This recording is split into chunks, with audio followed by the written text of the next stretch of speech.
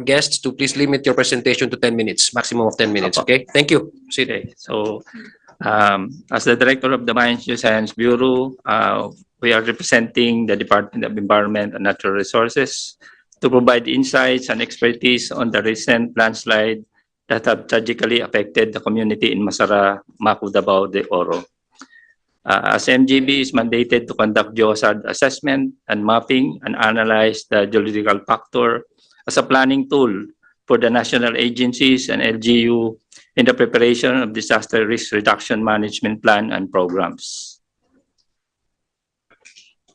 The disaster resilience is critically important to the environmental protection. It ensures preservation of ecosystems, contributes to community to sustainable development, and safeguard precious natural resources such as water, forest, agricultural lands, mineral, critical to the development of renewable energy.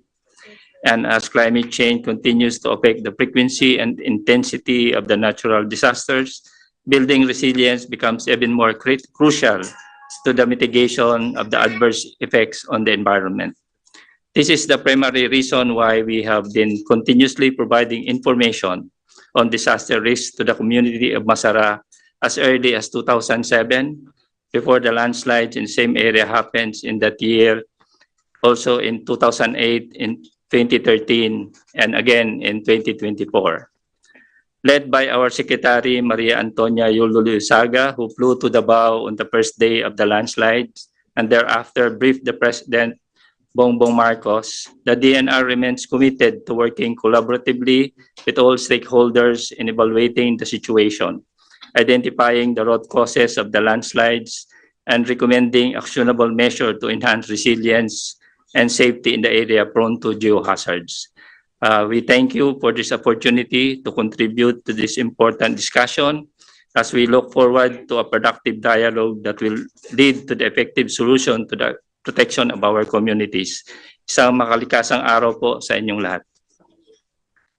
Thank you, Attorney Okien. Yes, Mr. Chairman, there is no, I was expecting a report on the incident and the causes because the MGB, we are the ones in charge on mining because there is the resolution that there is a responsibility of Apex Mining. What is your finding? That is what we would like to hear under oath. Yes.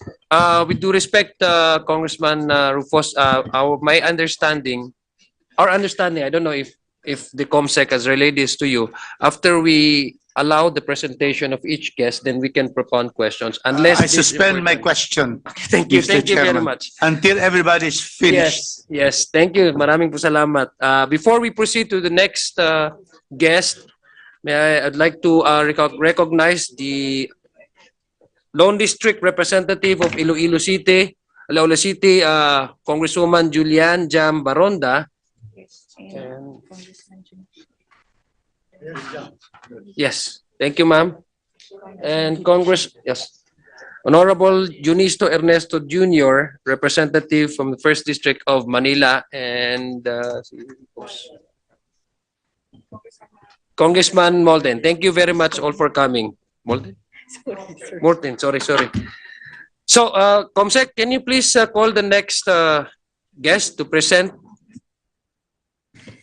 Thank you, Mr. Chair. May we request the LGU of Maco, Mayor Voltaire Rimando. Thank you. Thank you, ma'am.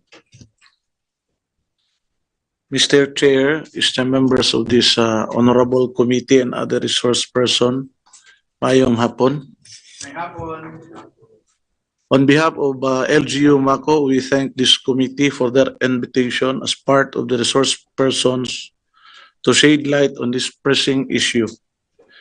This issue involves a tragic landslide that took the lives of 98 people. First of all, permit me, Mr. Chair and members of this committee, to put on record the immediate response that we took at the time of the incident. Your Honor, I was perhaps one of the first people who responded to the landslide incident. I immediately went to the landslide area despite the caution of my people for the grave dangers along the way. Upon receiving the report at 7:30 in the evening on February 6, I hurriedly left with my driver and Engineer Kapoy, the MDRRMO, head from a meeting in Mawab, Davao de Oro to Barangay Masara to personally respond to the situation. Along the way, I instructed our Chief of Police, Police Major Marquiso, who is also here, to immediately dispatch and assist with evacuation operation. Upon reaching the area, we immediately organized the evacuation team. The evacuation and search rescue operation were made harder by total power outage and a 3.1 magnitude earthquake that happened around 10 o'clock in the evening. Immediately the next morning, I officially organized the incident management team to harness the power of entire LGU in search and rescue operation. Overall, I can say, Your Honor, that we maximize the resources of LGU to promptly and efficiently respond to the situation. We wasted no time in responding to the crisis.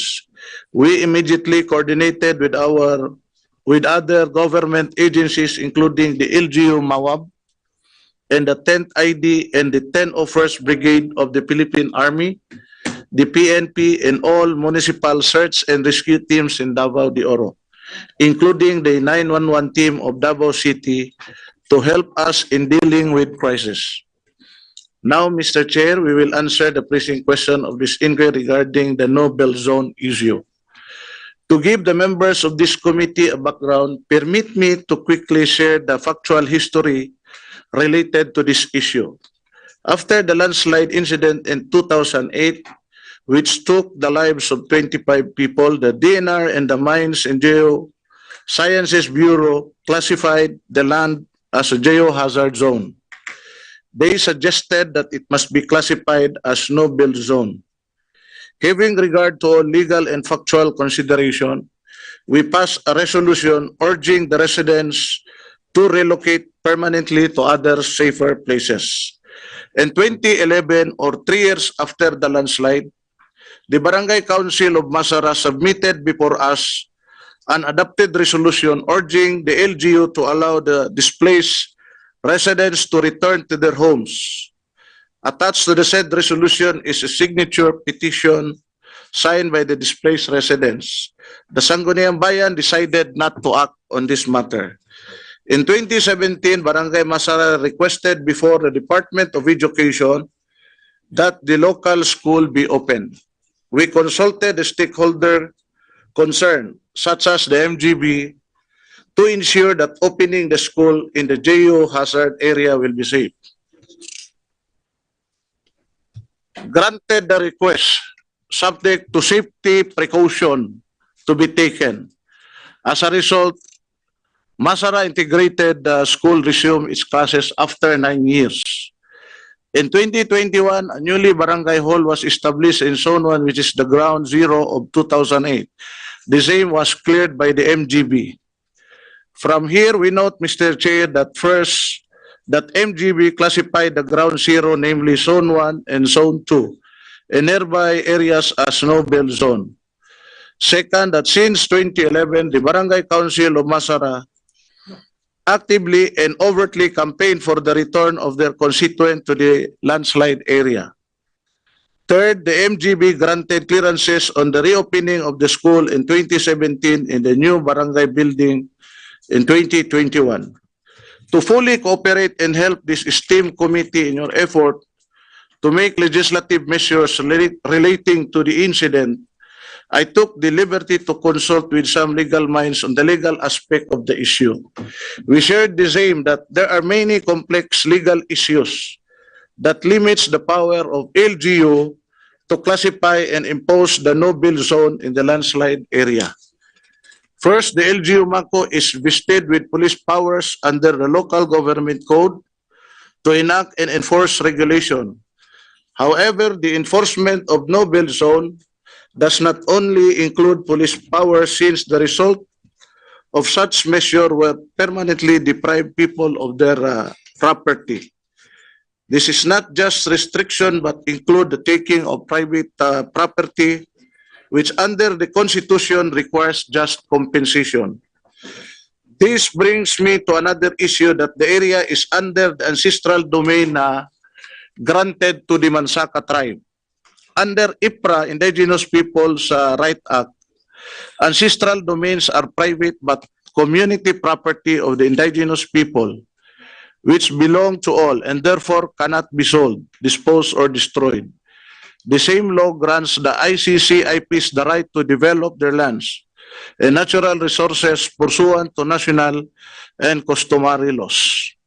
This limitation, however, Mr. Chair and members of this committee, did not hamper the LGU Mako on exerting efforts to strongly encourage families to permanently relocate and enjoin people from returning to the zone. We did everything within the powers vested on us by law to protect and secure the lives of our constituents. Regardless of this effort, we feel sad that this tragedy happened. In view of the foregoing limitation, we strongly suggest that following measure for this committee in the House of Representatives to consider. First, the Congress has the power to reclassify lands under public domain. This power, aside from constitutional limitation, is plenary. I suggest that laws on classification of land be revisited, specifically the possibility of reverting the lands within the danger zone to be part of inalienable and indisposable lands outside the community property of ICCIPs.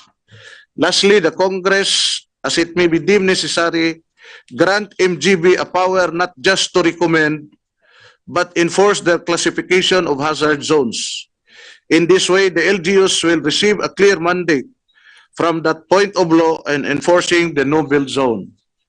Mr. Chair, the local government unit of Mako is one with the House of People, its efforts to protect our communities and ensure that this tragedy will never happen again.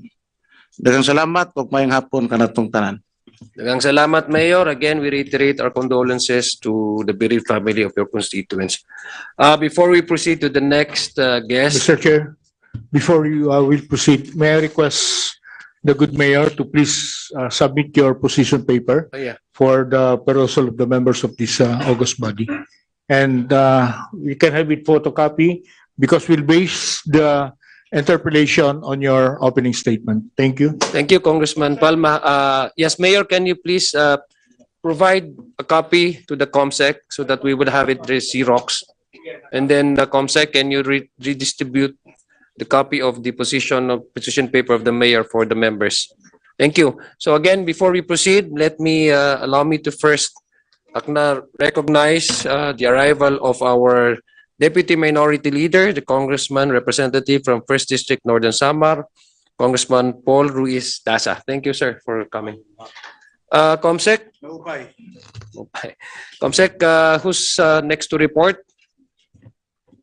Sir, we have the OCD, Mr. Warren Lucas. OCD, you have the floor. Sir, Mr. Chair. Sorry, and also I'd like to recognize our Secretary General, Reginald Velasco. Thank you, sir, for joining us here today. Please, OCD, please proceed. Mr. Chair, our distinguished congressmen and our colleagues here, good afternoon. Sir, for OCD, we do not have any prepared presentation, but we have here the latest infographics that we have gathered from our reports from our regional offices and our member agencies.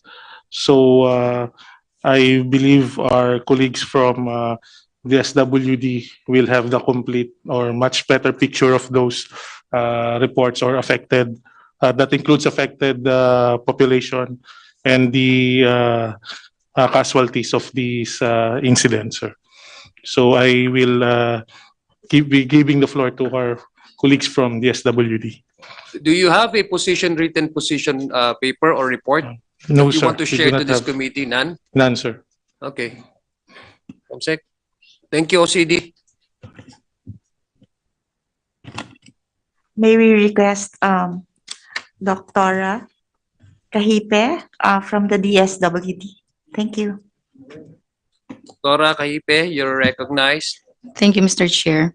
So just for the status of affected families and persons, there's a total of 2,426 families or 9,035 persons affected in 4 barangays in Region 11, sir. Right now, for those inside the evacuation centers, our numbers are at 986 families or 3,288 persons. Mr. Chair, we also have the DSWD response interventions, if I may be allowed to give our numbers, sir, with regards to the assistance Yes. provided. Yes, you're given 10 minutes. All right, sir. So you can do your presentation, but as long as within 10 minutes, you have Yes, sir. maximum. So, with regards to the immediate relief efforts that the DSWD has undertaken in response to the landslide in Davao de Oro, during that time, the DSWD has deployed emergency response teams to the affected areas to assess the situation and provide immediate relief. This includes the distribution of food packs, non-food items, and setting up temporary shelters for displaced families. We are also coordinating with local government units to ensure that aid reaches all affected individuals. As of date, the DSWD already extended assistance to 8,343 individuals or 2,211 families. The following relief types of assistance were provided, like family food packs, family kits, sleeping kits, hygiene kits, modular tents, family tents, and cash assistance to 48 beneficiaries amounting to 1 million. So the total assistance provided of the DSWD as of today is at 6,917,335, Mr. Chair. And we can provide a copy of this report, sir. Thank you. Can you also submit? Can you provide us a copy of your report presentation? Yes, Comsec? Mr. Chair. Yeah, please. Mr. Chair, if I may be allowed, I still have a few minutes, sir. Oh yeah, I thought you're done. No, no, Already. no, sir, Okay, I'm please done. continue.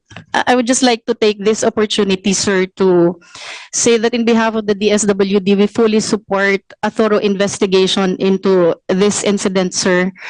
I had the chance to go to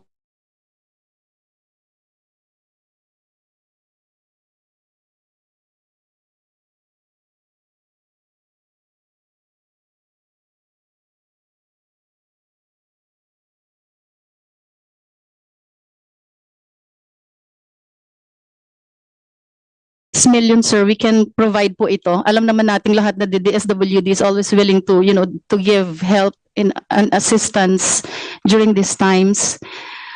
At something that is preventable po, sana, we could have used resources, but more than those resources that were used to something that is preventable, the lives that we lost, sir, is what is very important. So when I found out that you are doing this, sir, I really personally came here in behalf of the Secretary to express support to this thorough investigation that is about to happen so that those who are accountable, maano po natin sila so that this cannot happen again, sir. Thank you, Mr. Chair. Thank you, Yusek. Again, I would like to ask you if you have extra copy of your presentation. You can have our secretariat have it copied. Yes, sir. I prepared a copy to submit today, sir. Thank you. Thank you very much, Yusek. Comsec? Thank you, Mr. Chair. From the government, again, we have the National Housing Authority, Ms. Tenko. Thank you. NHA, Ms. Tenko? Yes, Proceed. good You have 10 afternoon. minutes, ma'am. Yes po. Maiksi lang po ito. NHA po, in behalf of NHA supports the intention of the House resolution to comprehensive review of existing laws and regulations to identify gaps to prevent similar unfortunate tragedies in the future.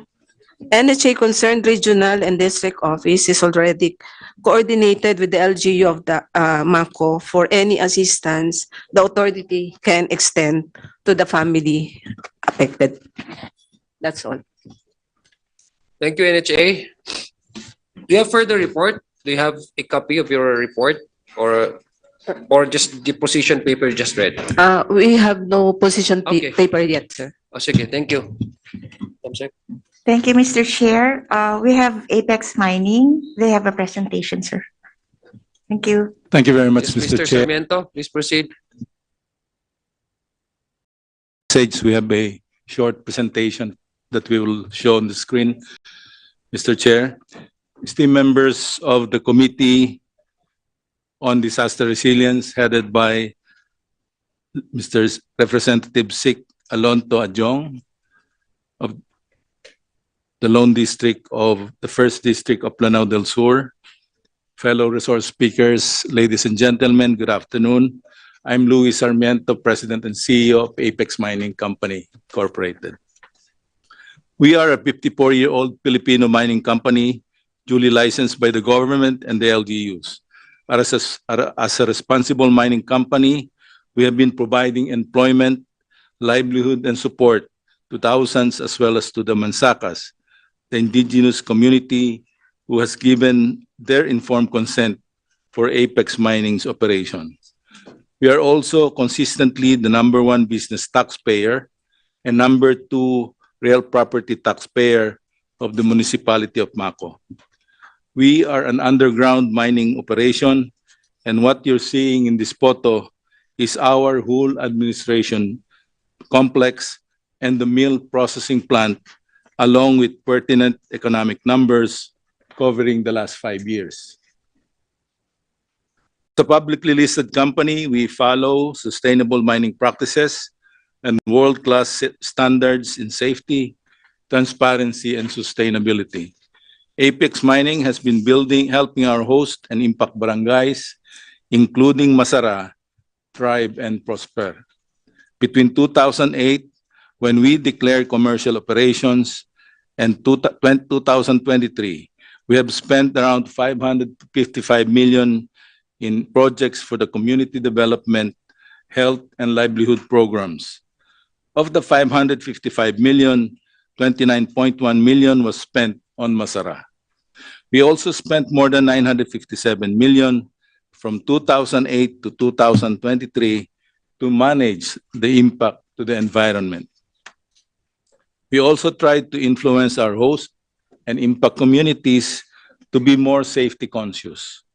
We have been conducting regular information drives to teach disaster resiliency, first aid, and other similar topics. On February 6 this year, a landslide happened in Barangay Masara. Both the slide's crown and where the debris landed are outside the active mining area of Apex Mining, and this visual shows that the distance of the ground zero to our gate is 570 meters, and 2 to 3 kilometers further away is our active mining operations.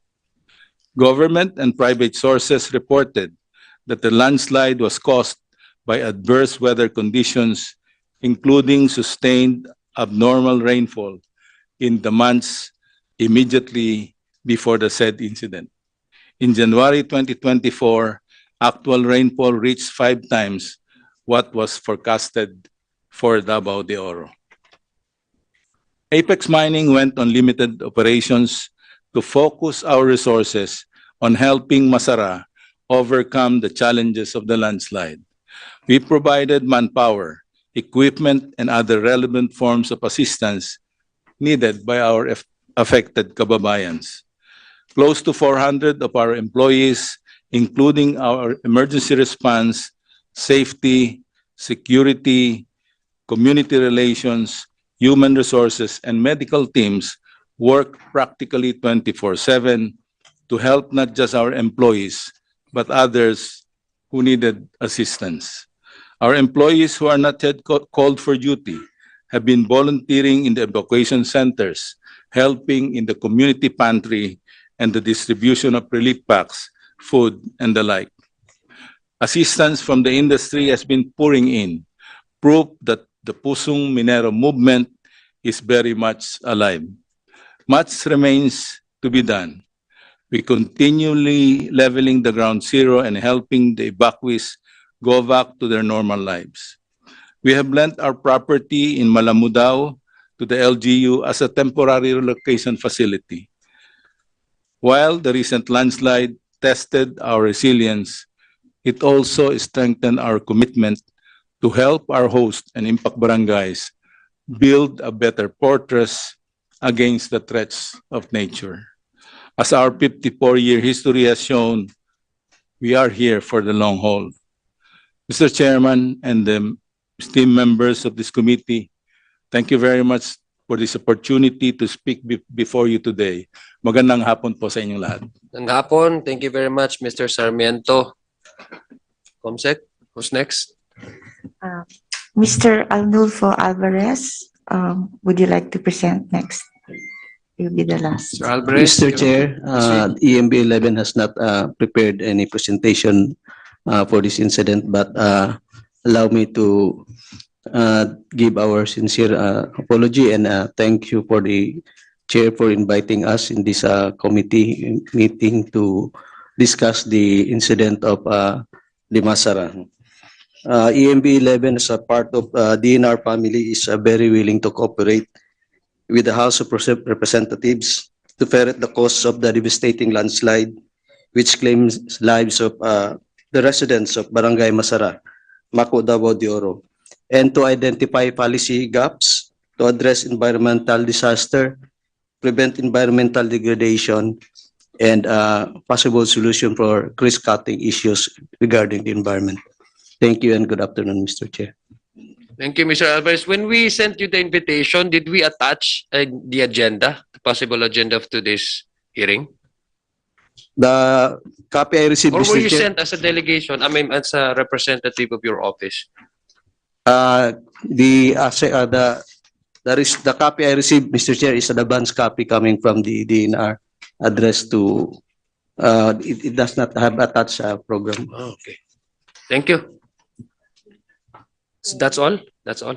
So, That's all, Mr. Are Chair. there any other guests? No more, Mr. Chair. Okay, Thank you. thank you. Thank you all very much for your presentation and for your reports. Now we proceed with the interpellation. Mr. Chair.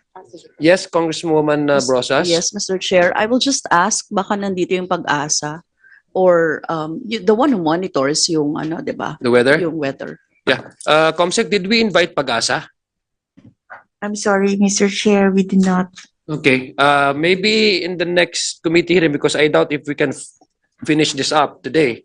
Maybe in the next committee hearing, we will Mr. invite Chair? Pag-asa. Also, siguro yung mga flood management, etc. No, Mhm. na, kasi yun yung, ano, di ba? Tumaas yung tubig. Yun Oh, yeah. yung sinasabi nila. Okay. Okay, thank you very much, Congresswoman Brosas. Yes, Mr. Chair, Congressman with your Boswal. since the Honorable Rosas had suggested certain resource person, should there be a next hearing, can we request DILG? Because when the Yolanda happened, Mr. Chair, there were new issuances, there were joint memorandum circulars regarding no-build zones.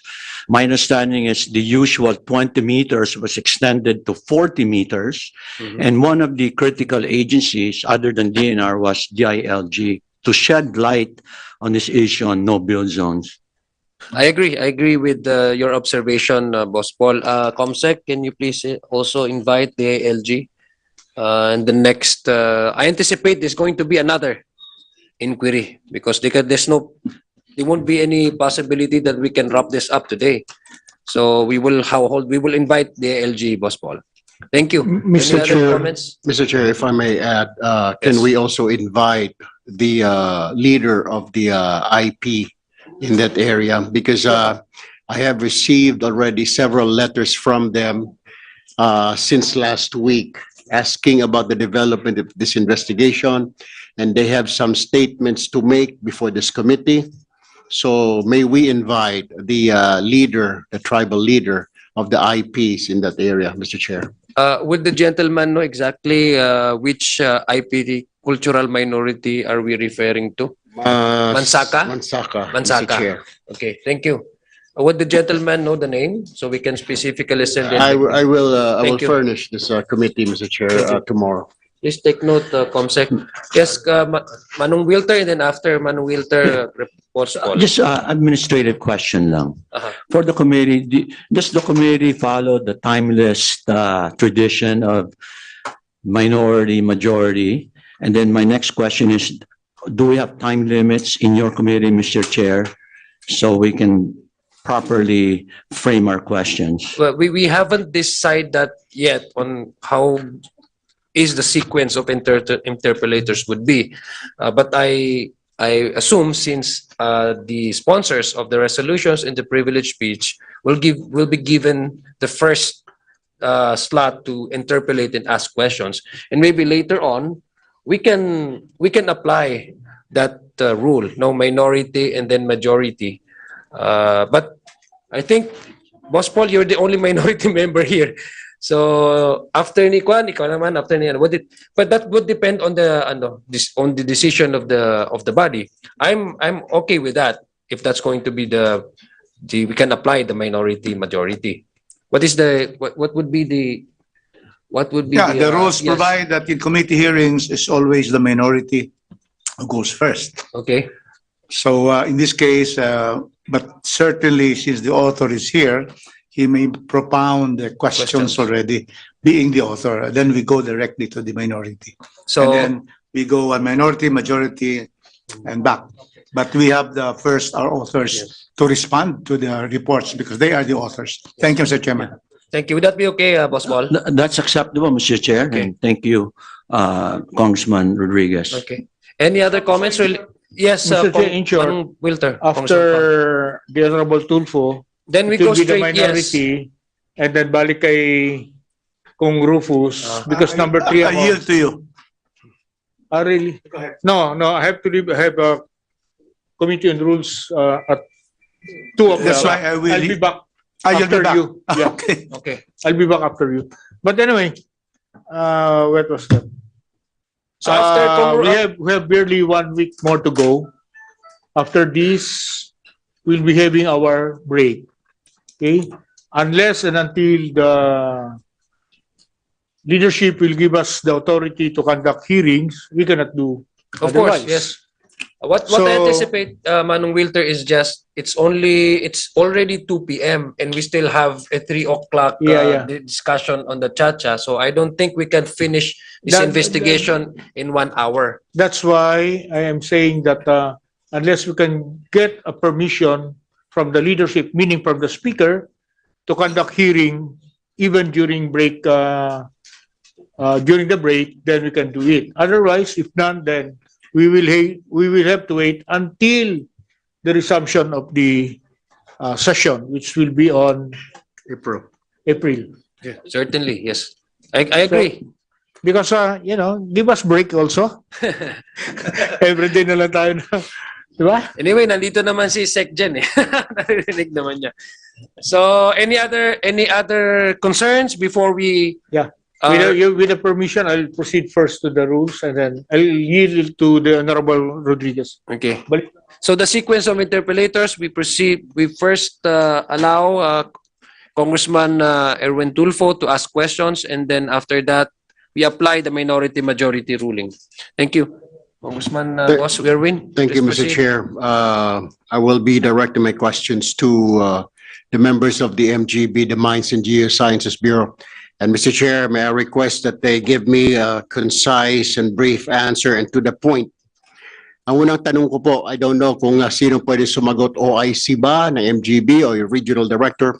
Kailan po ninyo diniklara yung no-build zone sa lugar na yon? Ano pong taon?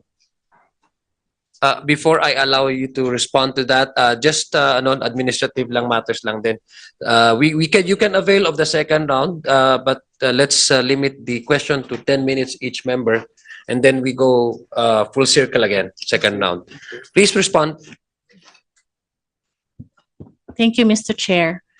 For clarification po, the Mines and Geosciences Bureau do not declare a no-build zone. But since 2007, actually in 2005, we already started the National Geohazard Assessment and Mapping Program. So that is where we conduct on-field, on-the-ground assessment of all local government units. And in 2008, we recommended that the Masara be relocated to a stable area since we have already identified it as a highly susceptible to landslide. After the 2008, Mr. Chair, we continuously conduct geohazard assessment, and we have been continuously recommending and assessing the area as a very critical zone. So, in fact, in 2007, we had an RLOOK RCSD 11 joint resolution. So it's the Regional Development Council of Davao Region, which enjoins the local government units and regional line agencies to consider the results of the geohazard assessment conducted by DNR MGB 11 in locating communities and infrastructure investment and integrating the same in their comprehensive land use plans. And there was also another resolution, the Regional Land Use Committee 11 and the Regional Committee for Sustainable Development of Davao Region, recommending that RDC 11 enjoin the local government units and national line agencies again to consider the results of the geohazard conducted by MGB in their comprehensive land use plan. So we have been continuously recommending po the relocation of areas which are identified as critical in terms of geohazard conditions po. Tama po ba dito sa inyong website na sinasabi the department recommended the immediate relocation of the community of Barangay Masara and for the area to be a no-build zone? Ang ibig po bang sabihin, pag sinabi po nating geohazard, delikado po ito at dapat wag na puntirahan ng mga tao? Tama po ba? Yes, sir. We have classifications po of the geohazard. So our map shows various classifications of flood and landslide from low, moderate, high to very high, susceptible to flood and landslide. So ito pong mga areas that we considered as critical, these are the ones that we considered as very high, both to flood and landslide. Is Barangay Masara, Mr. Chair, considered critical area? Yeah, yes, Mr. Chair. Since 2008, Barangay Masara is already identified. And also, is you declared Barangay Masara as geohazard area after there was a landslide in 2008. Is that correct, Mr. Chair? Yes, Mr. Chair. We again reiterated our findings on that po. Okay. Who is supposed to enforce the geohazard or no-build zone, Mr. Chair? Who is supposed? Is there an agency? Are you going to do it, or you should be the one to do it, or the DNR? Kanino po? It falls under whose jurisdiction or authority na ideklara isang lugar na geohazard? As to the declaration po of the no-build zone, I believe it's the authorized office would be the local government unit. So MGB is only a recommending agency, and the local government unit can use our data as basis on those declarations. Ibinigyan niyo po ba ng instruction o order na ito ang LGU ng MACO na itong area na ito ay geohazard at dapat wala na pong tumira dyan? Naibigay po ba? Yes, Mr. Chair. In fact, since 2008, we have been regularly providing them reports and geohazard threat advisories, even prior to the landslide last February po. Hindi po ba ninyo pina-follow up and to make sure na sinusunod po, or okay lang na hindi kayo sundin yung utos ninyo, Mr. Chair, na geohazard yan at delikado yan? Ano hong ginagawa ho ng MGB pag hindi po sinunod yung kagustuhan o yung order po ninyo dahil buhay po ng tao ang nakataya dyan, Mr. Chair? Mr. Chair, for the DNR MGB, again, we have been continuously reiterating the findings po, and we have continuously providing updates on the data and information in terms of the geohazard assessment. But apart from that, Mr. Chair, we are also conducting information and education communication campaign down to the barangay level so that they would understand the current conditions po ng mga areas na tinitirhan nila po. Sa DILG na ayaw sumunod ng LGU, Mr. Chair, di po ba may meron naman pong proper channel na hindi sinusunod, DILG, yung aming utos na geohazard, no build zone po yan, pero nandyan pa rin po yung mga tao, tila nagbibingi-bingihan ang LGU, Mr. Chair. Mr. Chair, as to the involvement of MGB, we're also an active members of the Regional Disaster Risk Reduction and Management Council. And part of this are different member agencies, and one of these is the Department of Interior and Local Government, DILG po.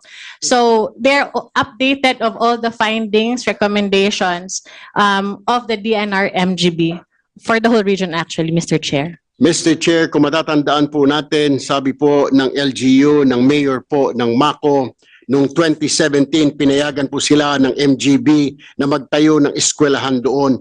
Kung totoo nga po ito, sinasabi po ninyo na yung classification ng geohazard na yan ay critical. Bakit po pinayagan ng MGB na magtayo ng eskwelahan doon? Eskwelahan ay mga bata ang nag-aaral. Bakit pinayagan ninyo noong 2017 ang LGU na magtayo ng eskwelahan sa lugar na yon, Mr. Chair? Yes, Mr. Chair, the MGB do not give clearances, no, or even providing allowing any buildings to be or infrastructure to be put in that area. In fact, Mr. Chair, MGB provide geohazard certificate. So this certificate only identifies what is the geohazard condition of areas that are being proposed for certain projects po. Mr. Chair, babalikan po kita mamaya, MGB. Lipat muna tayo dito kay Mayor. Mayor, saan mo nakuha yung sinasabi na pumayag ang MGB na magtayo ng eskwelahan sa lugar na yon noong 2017?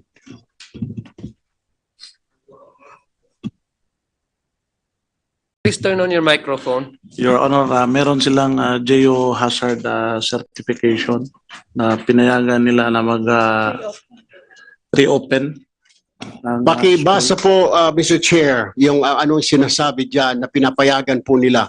Dahil meron po, Mr. Chair, nagsisinungaling either itong MGB or itong mayor. And may I remind our resource persons, okay? Malaki po yung bakante namin sa baba. Pwede ho kami, we can cite you for contempt for lying before this committee. Wag ho ninyong biro-biroin ng committee na ito. Disaster resilience, bihira ninyo marinig. Pero we are serious conducting this investigation. Huwag naman ho sanang magkaroon ng tao ngayong hapon sa kulungan namin sa baba. Kaya you better tell us the truth. Saan po ninyo nakuha? Basahin po ninyo yung pinapayagan kayo dyan, Mr. Chair. Yes, Your Honor.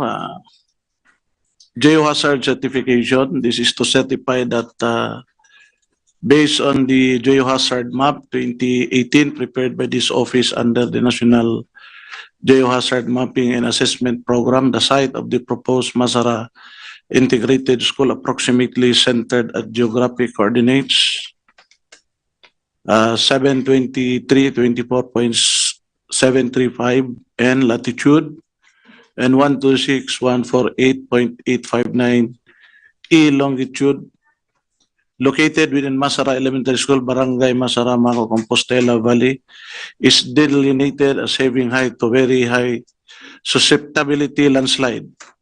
Previous report, 2015, shows that the said school is situated within the convex of the slope where landslide seldom occur. Moreover, it was concluded the area is capable for the temporary reopening. Mayor, what are you reading? Ano po yan? Mr. Chair, the geohazard certification Nanggaling po dapat supposedly, sabi po galing sa kanya. sa MGB. Sa hearing. Meron mo kayong kopya niyan, extra copy? Yes, Comsec? Mr. Chair. Pwede, Comsec, can you have somebody reproduce that document? Basta sa document. Kindly finish first, Mr. Oo. Chairman. Go ahead. So that he's already about to finish the entire certification. Can you continue from where you left off? Yes, Your Honor. Provided that the condition stipulated in the certification issued last March 23, 2017 is adhered to. Further, the said certification also states that the temporary reopening will be revoked if regular monitoring conducted would reveal that the instability has not been fully addressed.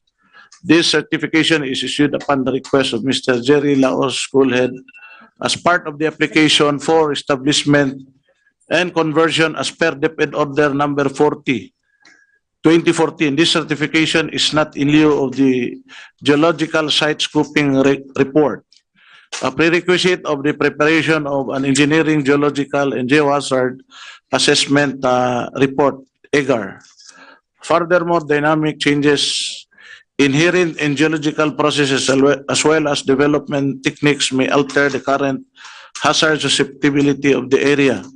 Therefore, this report does not discount the possibility of hazard occurring in the future. Issued this 14th day of August 2019 at Davao City, Philippines, by the authority of the Regional Director, Attorney Rosario Nimpa Dumagan III, OIC Finance and Administrative Division, Officer in charge. Ma'am, do you confirm that what he's reading is actually a certificate coming from your office? Yes, Mr. Chair, it's a geohazard certificate po. What year is that, Mayor?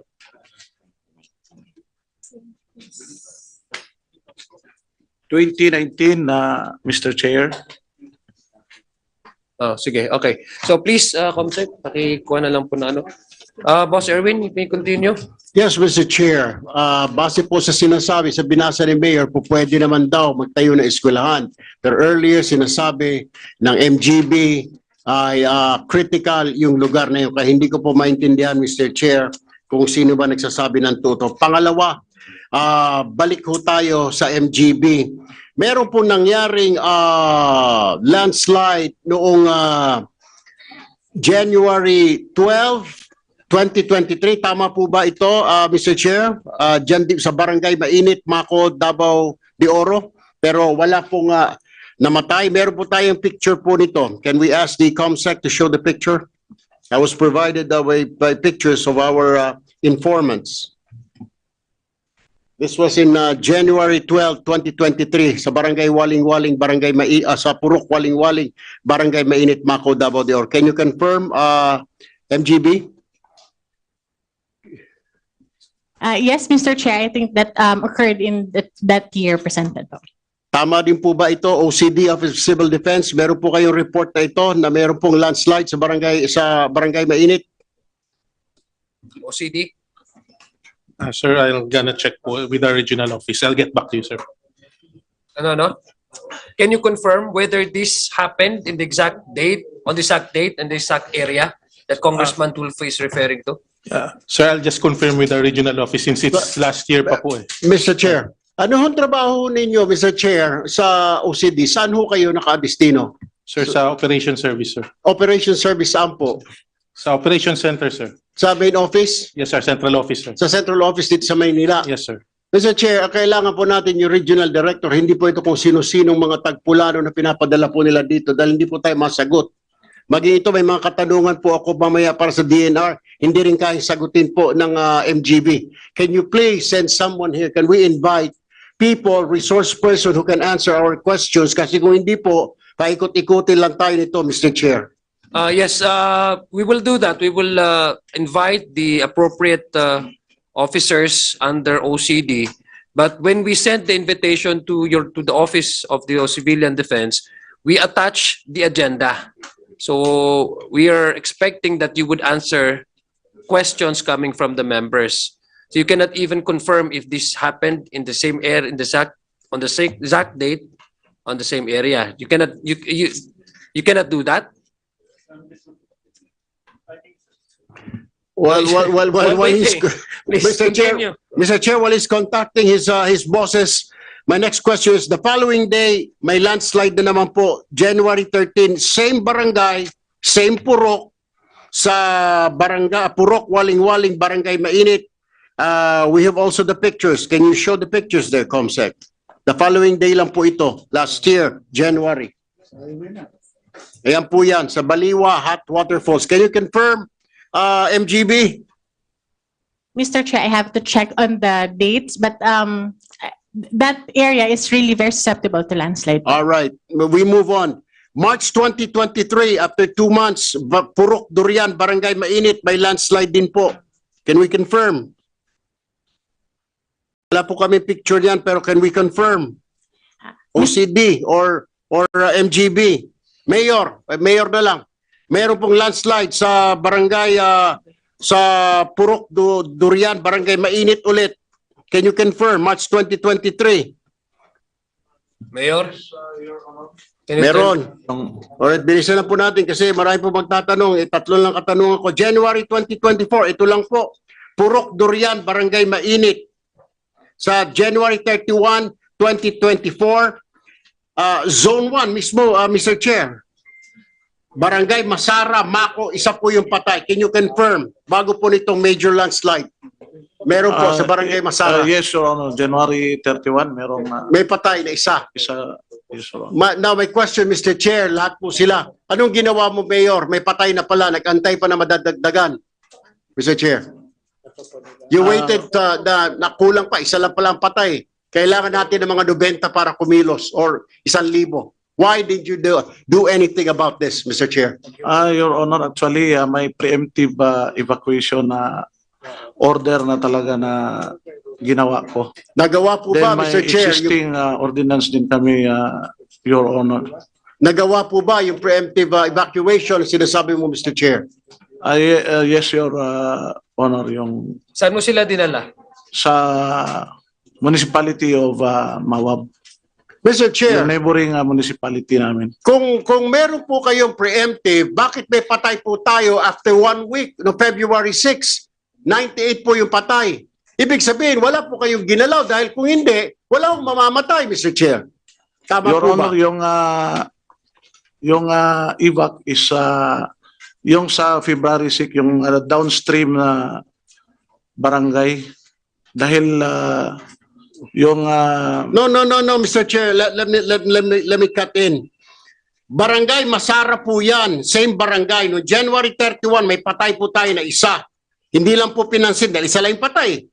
February 6, the same. Zone 1, Barangay Masara. Zone 1 din po.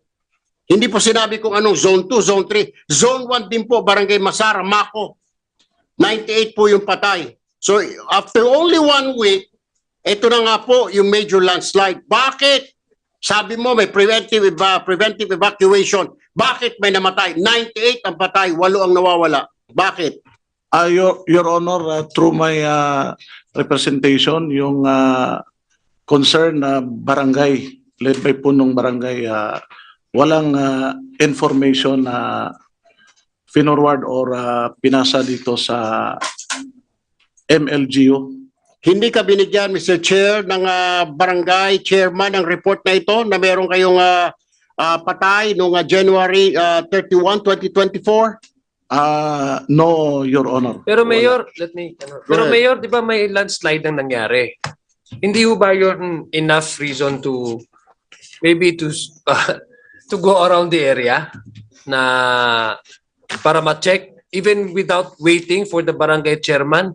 Malay mo si barangay chairman pala isa sa mga Yes, di ba dapat mandato mo na yon? Chair, yung pinoint out kanina ni Honorable Erwin is baha yun, Your Honor. Baha. January 31. So despite that, baha, may namatay. So hindi ho kayo nag-antay ka pa para mag-report ng Wala pang walang report man din na kaya nga. yung concerned barangay. Ibig sabihin is, di ba, alam mo naman, Mayor, na yung sabi nga ni Boss Erwin, hindi ba being a mayor, marami nung naging LGU dito, being a mayor, kung may calamity doon sa isang lugar, hindi na ho kayo mag-aantay na yung protocol na si barangay chairman, kailangan mag-report sa'yo, may mga SPART reports, talagang mag-action ho kayo. That's what you call preventive measures. Mr. Chair, may BDRRM oman tayo in which the punong barangay is yung chairman dyan. So wala talagang kung ano na yung current na nangyari sa Barangay Masara. So walang contact dito sa akin na dapat mandatory yon na pag may gano'n ang mga pangyayari. Anyway, that's the reason why, Mr. Chair, gusto ko ipatawag yung IP. Ito po yung mga sources ko ng information, sila po. Kaya gusto ko po silang imbitahan dito dahil sila po ang tutukoy dito dahil nagbubulag-bulagan daw po yung barangay all the way to the municipal leaders po nila dyan sa Masara, sa Mako, Davao de Oro. Anyway, moving forward, Office of Civil Defense. I have last two questions. Office of Civil Defense. May nangyari pong landslide noong 31 ng January. 1 week later, may patay na isa. Okay na yung siguro, pipikit ko na lang yung mga mata ko, yung mga nangyari nung last year na January, March. Pero itong January 31, 1 week before, may namatay na po isa. Natanggap niyo ba ito o wala rin? Hindi rin kayo nakatanggap, OCD? Sir, upon checking po sa reporting namin, wala pong pumasok. Wala rin. Pong report. So mga walang silbi yung mga ahensya natin. Walang silbi yung OCD, buwagin na lang natin siguro. Maging siguro itong munisipyo, MGB, wala rin kayo natanggap na may kuan. So gawa-gawa po ng mga IPs itong report sa akin na may mga landslide tayo, may mga patay.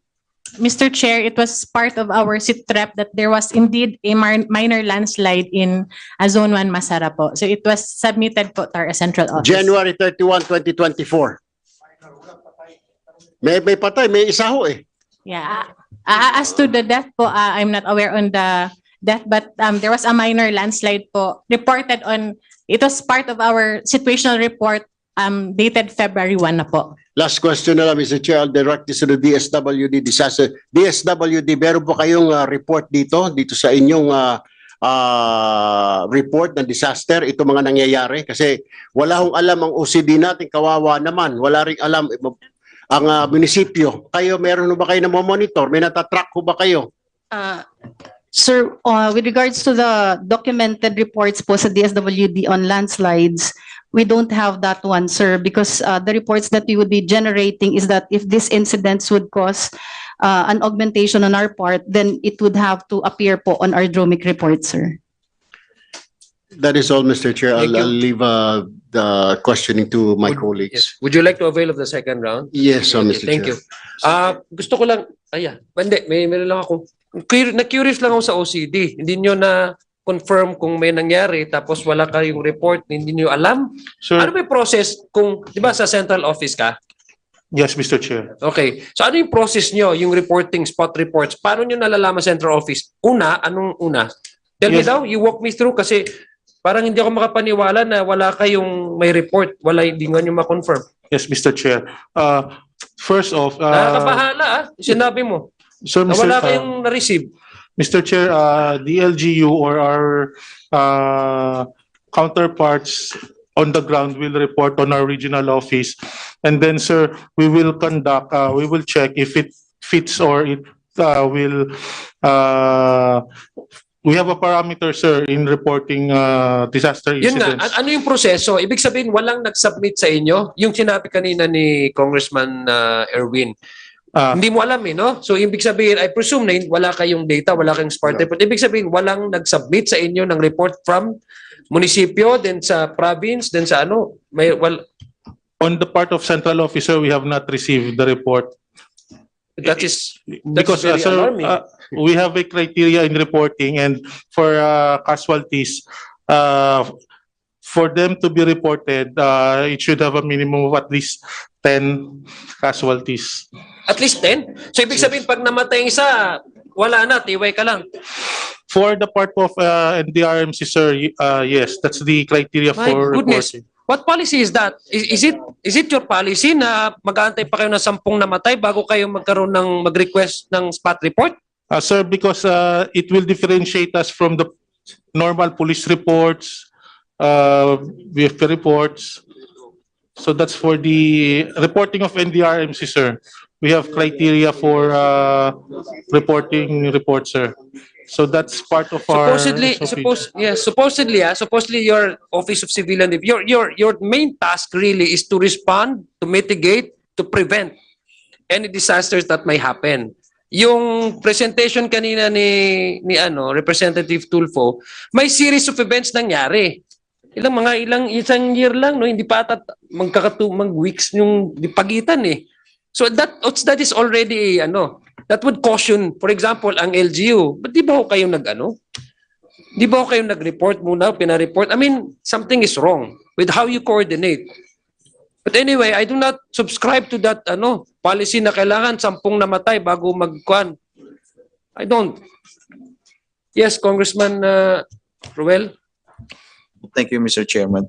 In line with the questioning of Congressman Erwin Tolpo, I would like to present one witness on the incident of January 31, 2024. Here, she is here. The sanitary inspector of the Barangay Masara. I think your query will be answered by this lady. Please. Of course, with the indulgence of Congressman Paul, because you'll be the next interpellator. Would you like? Yes. Okay. Thank you, Congressman Gonzaga. I will yield the floor to Congressman Erwin Tolfo with regard to the question on the incident dated January 31, 2024. I may not be asking questions, sir. I am from... Excuse me. Yes, please.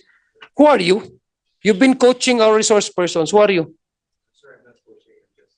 No, I know you're coaching. You're coaching. I saw you. Can you please identify yourself? Who are you? Pwede tumayo ka? Hindi ho siya, the one, yeah, kayo po, dito, the one on brown suit. Can you identify yourself? So alam ho namin kung ano yung participation nyo dito. Maybe we can ask you to sit down as well. Can you identify yourself?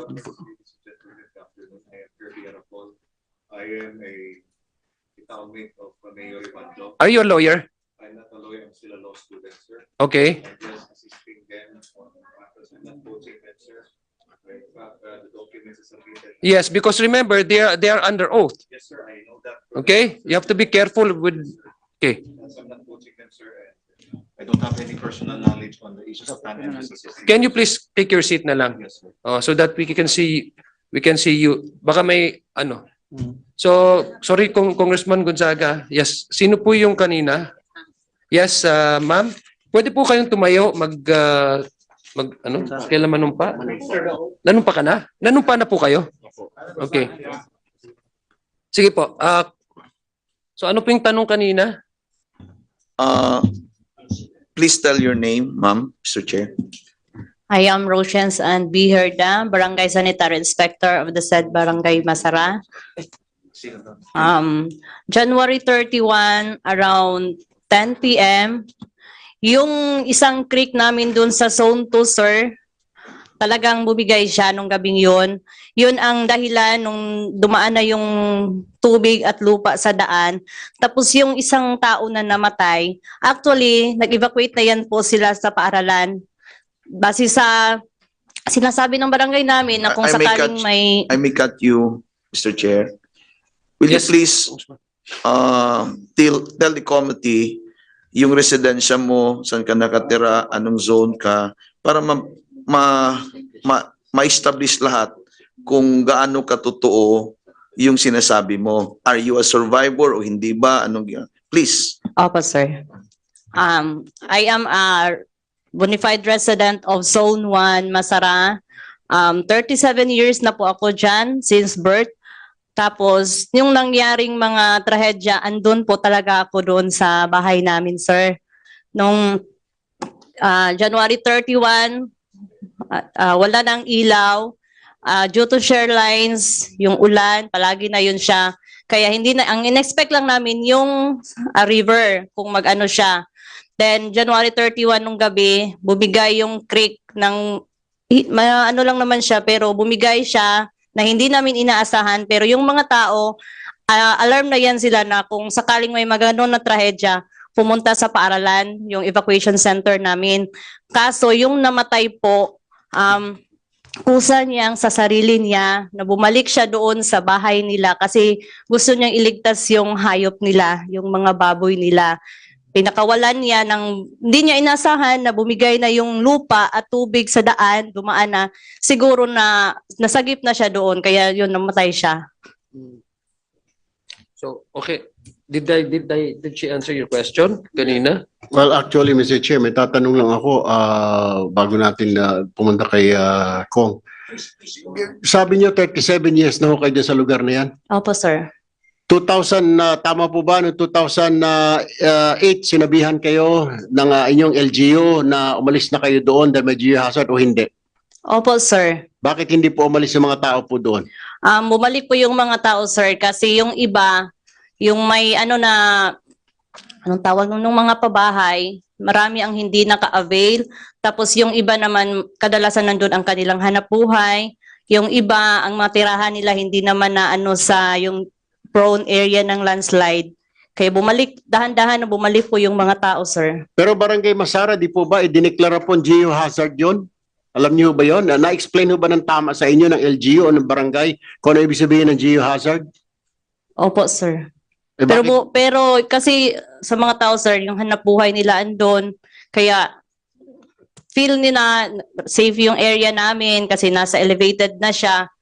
Yun, munti-unting bumabalik ang mga tao po. Lalo na yung mayroon na pong paaralan. Isa na lang ang katanungan, ilang beses ho nagkaroon ng landslide last year dyan sa lugar na yan? Maski hindi sa Masara, basta malapit po doon. Ilang landslide na nabalitaan nyo? Kung kayo po yung barangay sanitation, ilang beses ho? Yung 2007, sir, 2008, then yung 2013, tapos nung naging sanitary inspector na po ako 2018, ito na nga yung 2024 na mas na siya, mas worse na Yung 2023, meron din po landslide, wala lang ho namatay. Tama po ba? Wala po, sir. Pero sa kabilang barangay po namin yun, sir. Sa kabilang barangay. Pero sa Masara, sunod-sunod. Yung area lang po na palaging nagla-landslide, sir. Okay, pero kahit na may landslide po, wala hong sinasabi ang barangay ninyo na umalis kayo dyan? Ano hong sabi ng barangay? Anong sabi ng chairman ninyo? Ano lang po, sir, yung may isa lang pong counselor na palagi lang po siya nagpapaalala sa Facebook na kung sakaling may mga kalamidad o ano lang. Paalala, pero hindi ho kayo kinakausap, ni kinakausap ng barangay chairman ninyo, ng liderato ninyo, yung mga tao, na umalis na ho kayo dyan, wala hong ganon? Noong January 31 po, sir, yung isang counselor po, first counselor namin, nagbahay-bahay po siya, pero hindi talaga yung forced na evacuation na doon na talaga kayo lahat. May preemptive evacuation ba? Tulad ng sinasabi ni Mayor, meron na kayong preventive evacuation, preemptive evacuation, totoo po ba yon? Noong February 6, sir, mga tao talaga Hindi po. Before February 6, meron daw pong preemptive evacuation nung January 31 ho yata. Opo, sir, doon sa paaralan namin, sir. Sa paaralan. Eh bakit may namatay pa rin po kung na-evacuate yung mga tao? Yung isang namatay po, sir. Hindi po. Bakit? Yung sa February 6 na po Opo, na nangyari. Ano nangyari? Kasi, sir, parang nasanay na rin yung mga tao na paunti-unti lang yung na lupa. Tapos sa tingin na malayo lang naman siya. So pag araw, bumabalik po yung mga tao doon sa bahay nila. That's all, Mr. Chair. Thank you, Congressman Erwin Tulfo. Now we proceed with the next interpellator, our Deputy Minority Leader, Representative Daza. Thank you, Mr. Chair. Good afternoon to everyone, and thank you for all coming. First of all, I came because we had a similar flooding situation in Northern Samar because of the shear line. And essentially, yung shear line po is excessive rain. In our case, yung 1 month rain poured in 1 day. As a point of reference, Undoy, it was 450 millimeters in 1 day in Undoy, Metro Manila. In Northern Samar, it was 613 in 1 day. 1 month in my area is 450. So I think what happened probably in Davao, in this area, is the shear line. Now, let me express my heartfelt condolences to the victims, 98 families. And the reason I'm here, and I'm glad, I think the DSWD said it, that it may have been preventable. And that's what I want to focus on. What's the learning lesson, right? All of those deaths will be in vain if we don't take positive action to make sure we prevent something like this again in Davao and anywhere in the country. So, and allow me to thank the mayor. You know, I was somewhat touched with what you said. Despite ayaw ka papuntin, pumunta ka nung gabi na yon after the incident. You're here with your people. So some mayors will not come here, di ba? Gagawa lang ng excuse. So, we appreciate your presence and even the private sector, no less than the president. So thank you for being here. My first question is, MGB, Mr. Chair, said that Masara is a no-build zone. Did you mean the whole barangay is a no-build zone or certain parts of the barangay?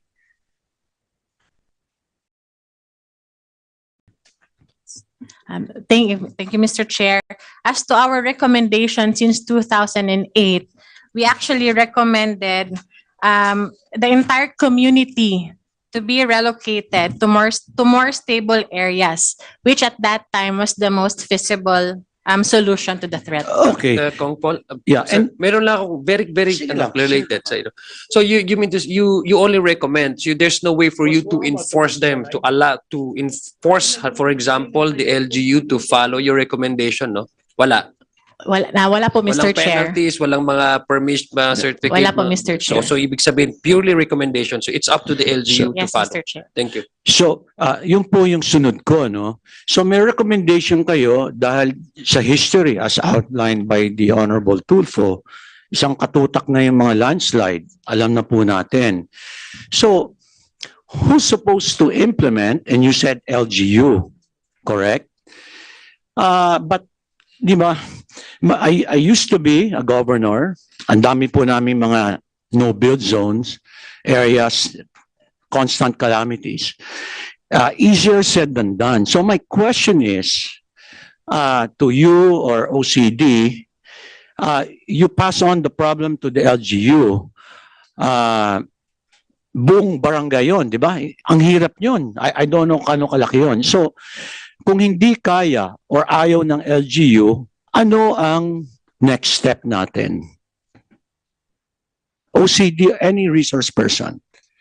Kunyari na lang, nagpalit yung, di ba, nangyayari yan eh. Yung mayor ngayon, talagang binabudget, ililipat, and then, iba na naman yung mayor sa susunod, nakakalimutan na naman, 10 years na naman bago mag-landslide. So, what's the check and balance? How do we really make sure that we implement your recommendation? Anyone? Because kung may gaps, tsaka yun yung isang narinig ko kay Mayor, no? Siguro I'll put you on the spot, Mayor, later, but let me deal with the national agencies first. Kasi may sinabi ka kanina that caught my attention and Congressman Palma. So kung hindi kaya, ayaw, what does the national government do? Before I ask any resource person to respond to that question, I'd like to first recognize our Deputy Majority Leader, Congresswoman from the 1st District of Iloilo, Janet Garin. Thank you, ma'am, for coming. So, can you answer that question? What is the next step, no, Boss Paul? If, for example, your recommendation is not being followed, what Yeah, options because do at we the have? end of the day, kung na-relocate sila, hindi po nangyari yung nangyari, di ba? So, ano lang, I'm not pointing the finger at anyone. I wanna get your honest response. And this is, you know, this is always in aid of legislation. So may pagkukulang ba tayo sa batas? Maybe we should budget. Sa totoo lang po, daming pera ng national government kung saan nang linalagay. Di ba? Maybe we need to create a fund to address this problem so it doesn't happen again. So can anyone share their thoughts on my query? Or what can you recommend to these bodies if your recommendation is not being followed? What other options do you have? For example, kasi parang hindi na-follow nga, recommendation ka lang wala kang enforcement eh. Yes, Congressman Gonzaga, would you like to respond to that question? Or, Congressman Paul. or related? Yes, related. Okay. Kasi walang walang sumasagot. So I have to give my coin of idea. Kasi ngayon kasi nangyayari, it's happening in the entire Philippines. Pag recommend si MGB, bibigay pa niya sa LGU. And it's up to LGU kung susundin o hindi. Eh yung LGU naman political animal yan eh. Pag maraming tao, talagang problema yan. It happened in Diwalwal, Mandiwata, 1986, hanggang ngayon. Pero sa tingin ko po, we have to give teeth to the MGB.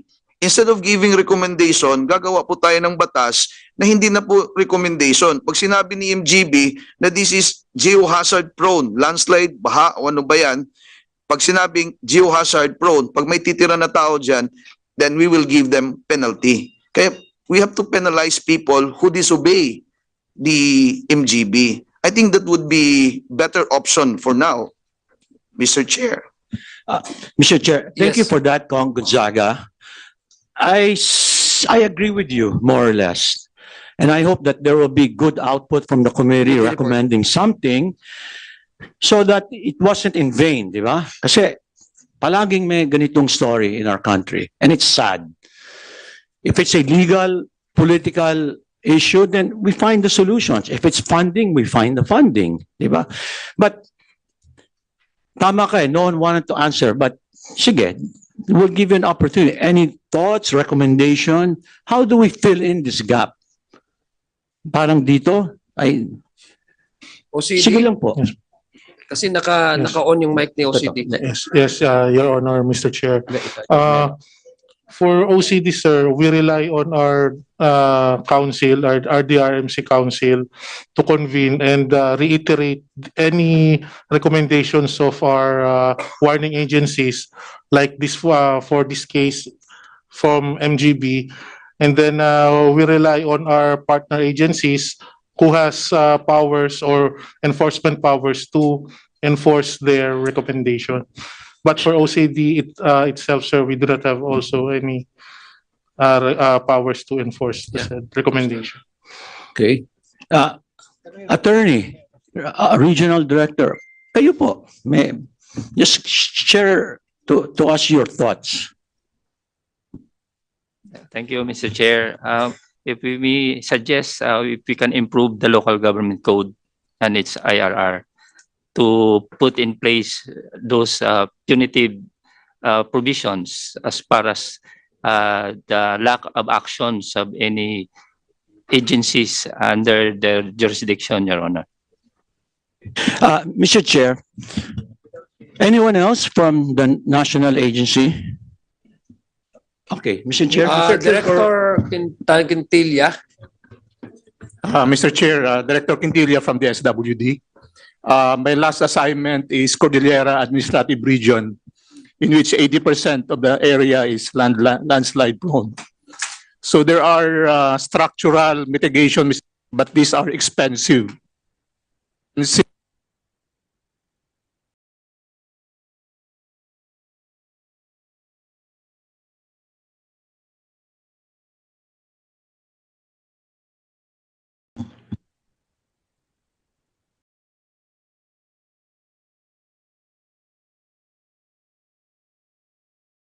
Meron dito. Dito. Diyan sa side, wala.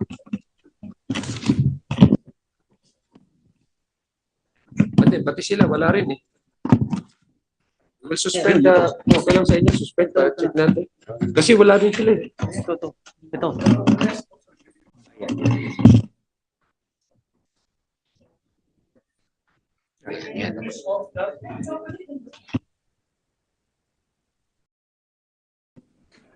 Lang.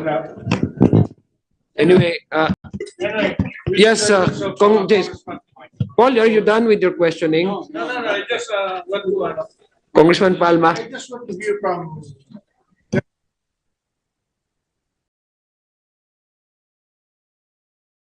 power to impose. So,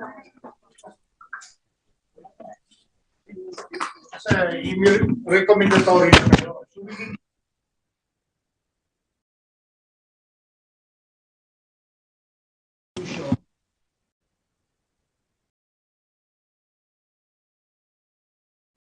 in-upload na para mainitin yung recommendations niyo na no so in short, pag nagdalay kayo ng no so Anong Wilter? The microphone is fixed na. Can you turn on your, yes.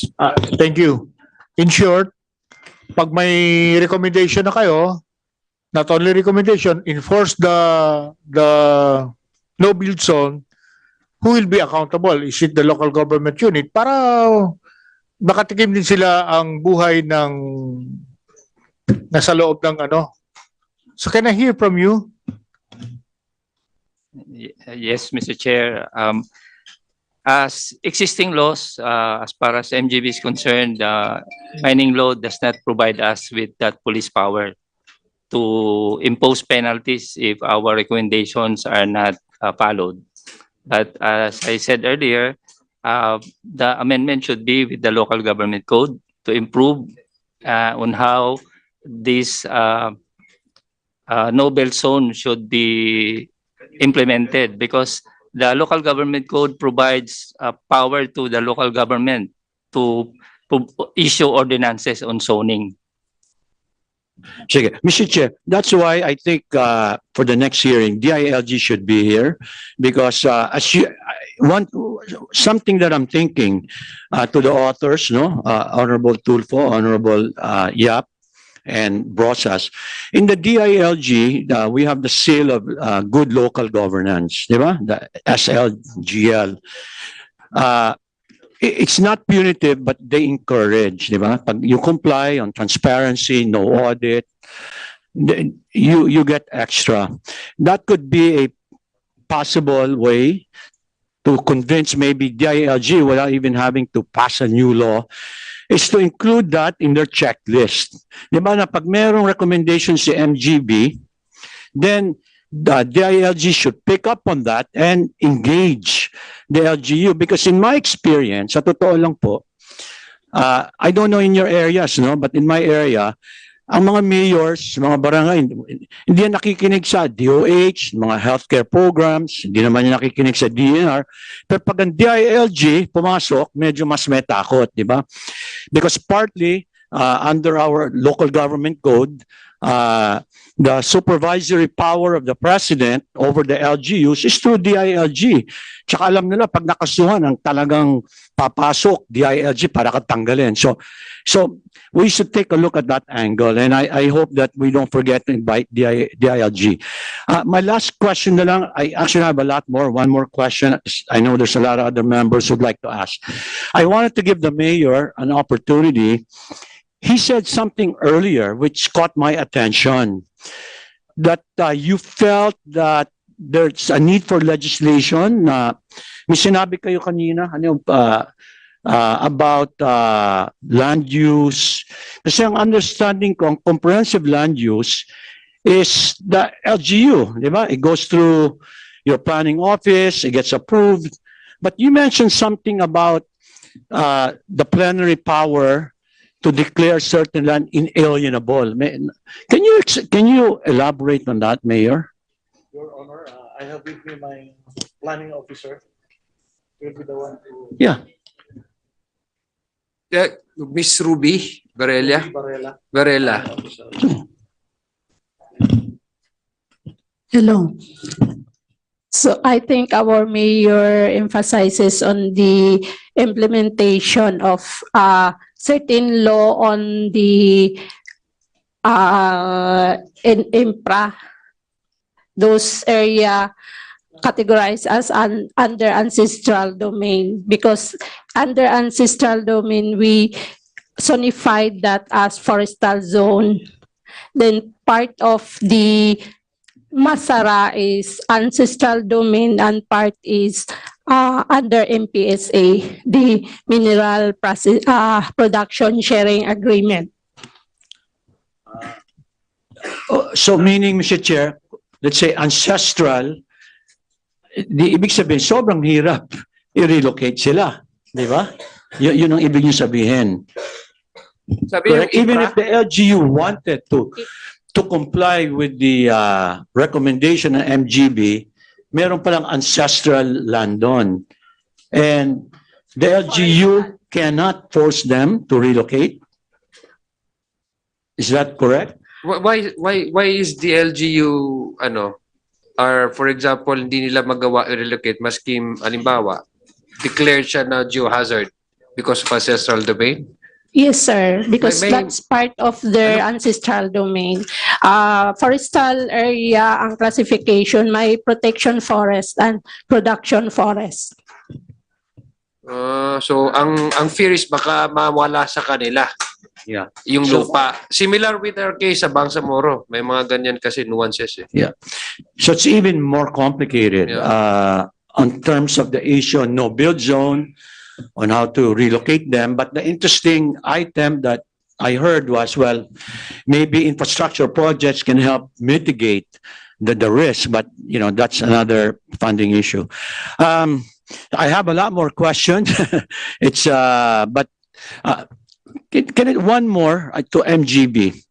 In my area, my understanding, just as yes or no, that because of Yolanda, in storm surge areas, for example, near the ocean, pag katabi po kayo ng dagat, Yolanda, through the joint memorandum circular that you signed, DILG and I think 5 or 6 agencies, the no-build zone now for geohazard sites near the ocean is 40 meters. Is that correct? Yes, Your Honor. Okay, so that's a no-build zone, the 40 meters from high tide, correct? Yes, Your Honor. Okay, and when you say no-build zone, what's that really mean? Does that mean definitely no houses? But can you put, let's say, a hut for, let's say, tourism project, temporary na yung, what does no build really mean? To what extent is no build? It's strictly no build zone. No structure should be built in that 40 meters, Your Honor. Even temporary. Temporary or permanent, none. Yes, Your Honor. Now, what happens in many areas, the dilemma many of us are facing, dineclare no build zone, pero may title. Binigyan ng DNR ng title and whatever. Kuminsan nga, in my area, may private owner, yung title, nandun na pati sa within the 20 meters. Gusto maglagay ngayon ng bahay, alam natin no build zone, and it's titled, so what can we do? I think that title will be reviewed, Your Honor, to comply with no build zone. And who does that, Mr. Chair? As on the part of DNR, it should be the Land Management Bureau to review that. No, Mr. Chairman. Yes, Congressman Rufus. This all goes to the local government code. Mhm. The mayor is always the one, together with the sangguniang pangbayan, to handle this. But I'm waiting, Mr. Chairman, for the honorable gentleman to finish because I'll be coming out of what I see on this problem. If you're finished, then because So your interpretation, Kong Rodriguez, it goes back again to the LGU. And then what, di ba? So ano yung mangyayari? So I can now, Mr. Chairman, Sige. if you Yes, permit are you me. done? Are you Mr. done? Chair, I'll now yield and defer to the Yes, next. Congressman Rufus, please. Yes, the DNR makes the geohazard mapping. Cagayan de Oro has one. I was given also the result of the hazard. Entirely, the issue of protection of the people is with the local government under the local government code. That is why the local government code has provision on zoning. You see, zoning. So what will be in the zone? Because the Land Use Act, unfortunately, the Senate does not want to act. And you know why? There is no Land Use Act because no matter what a house is doing, there in the Senate, somebody is stopping the Land Use Act, and you know who. And that is a favorite of Senator Rafi Tulfo. Now, so therefore, in this situation, the local government is empowered. They cannot enter. They have no police power. Neither can we grant police power to a national agency because local autonomy, Mr. Chairman, is the law under the Constitution, local autonomy. That's why you have the local government code of 1991. And the power is, it is with the sanggunian, your zoning. Now, meron na pala, ang DNR, there's already hazard map. So it is your obligation not to allow, first, not to allow any building to be issued. You see? In Cagayan de Oro, we suffered in 2011, the Sendong. 1,200 died. 300 are still missing up to now because of the swelling of the Cagayan de Oro River. So what happened? So the river banks are now free because the local government does not allow the construction of the return of the people there. But what we did was resettlement. Thank you to the NHA. So all of these people in the this geohazard mapped areas should now be transferred because scientific yung ano eh. So they should already be relocated. And that is what we did. Thousands of homes were relocated by the NHA, the assistance of the DSWD, and all with the private sector, SMC, RSA went there to construct 2,000 houses. In other words, Mr. Chairman, there is the law is complete. As far as they're doing their job, it's complete. The LGU, that is where the responsibility lies. That's why in many parts of the country, when the LGU says you transfer those near the no-build zones are made to transfer also. And they're happy to transfer because the local government give them a lot of food. They now volunteer to go and libre, DSWD free lahat. So that is why in this investigation, I agree with Congressman Erwin and Congressman Yap that precisely we have to pinpoint. And we, in these cases of calamities, of no-build zones, it is really the local government code. So, Mayor, you have to be very strong on that. It's a political will. Ngayon, na nangyari na, we don't want that to be repeated. 98 ang namatay. So therefore, these areas which are already delineated, they have to be resettled. Otherwise, the same problem will come. In Cagayan de Oro, we have resettled everyone. If you go now to Cagayan de Oro River, nobody lives in these no-build zones declared by the DNR because they're susceptible to the swelling of the Cagayan de Oro River. So, Mr. Chairman, this is very clear that responsibility of protection of our people, for them to be able to be safe, sometimes our local governments have to do that. Now, NHA is here. NHA, can you now send a team to be, you are in putting up houses and resettlement. I-resettle na. Mayor, how many pa ba nandun? Are there still people in the resettlement in the geohazard area? Because you didn't ask for national government. We have the funds. So let them go there. Otherwise, we will have the same thing. Susceptible na ito. Ilang earthquakes na? 2008, 2023. So how many are still left in that designated area? Because you have a copy of that. Your Honor, actually, yung Zone 1, Zone 2 ng Barangay Masara is on the temporary shelter. Ngayon sila, no? With the, they transferred, but then, do not allow them to go back. We have already identified the resettlement sites. Yun ang solution. Then yung recommendation from the MGB, yung sa 2008 nung lumabas yun. So, in-enforce ko yun. Yung sa 2000, so you are, may relocation na doon sa barangay. Yeah, you commit that Tinuban. there'll be nobody. More or less 300 families yung Kunti lang yan. We Kaya have 12,000 people, families given Cagayan de Oro. Maliit lang kailangan sa'yo. talaga ng tulong namin doon sa national agencies. Yeah, national agencies. That's right, NHA primarily. Pero And then, for the roads, I brought Secretary Singson there. And so the roads of this resettlement area are in concrete and have drainage. Let me get, Manong Rufus, yes. let me get this straight. Kasi earlier, the same question was asked by Congressman Paul about relocation. And now you're telling us na i-relocate nyo sila. But then kanina, sinabi nyo is because of ancestral domain, you cannot do that. So, paano yung sa legal, pwede yung contribute natin for in aid of legislation, yung sinite ko kanina sa opening statement ko.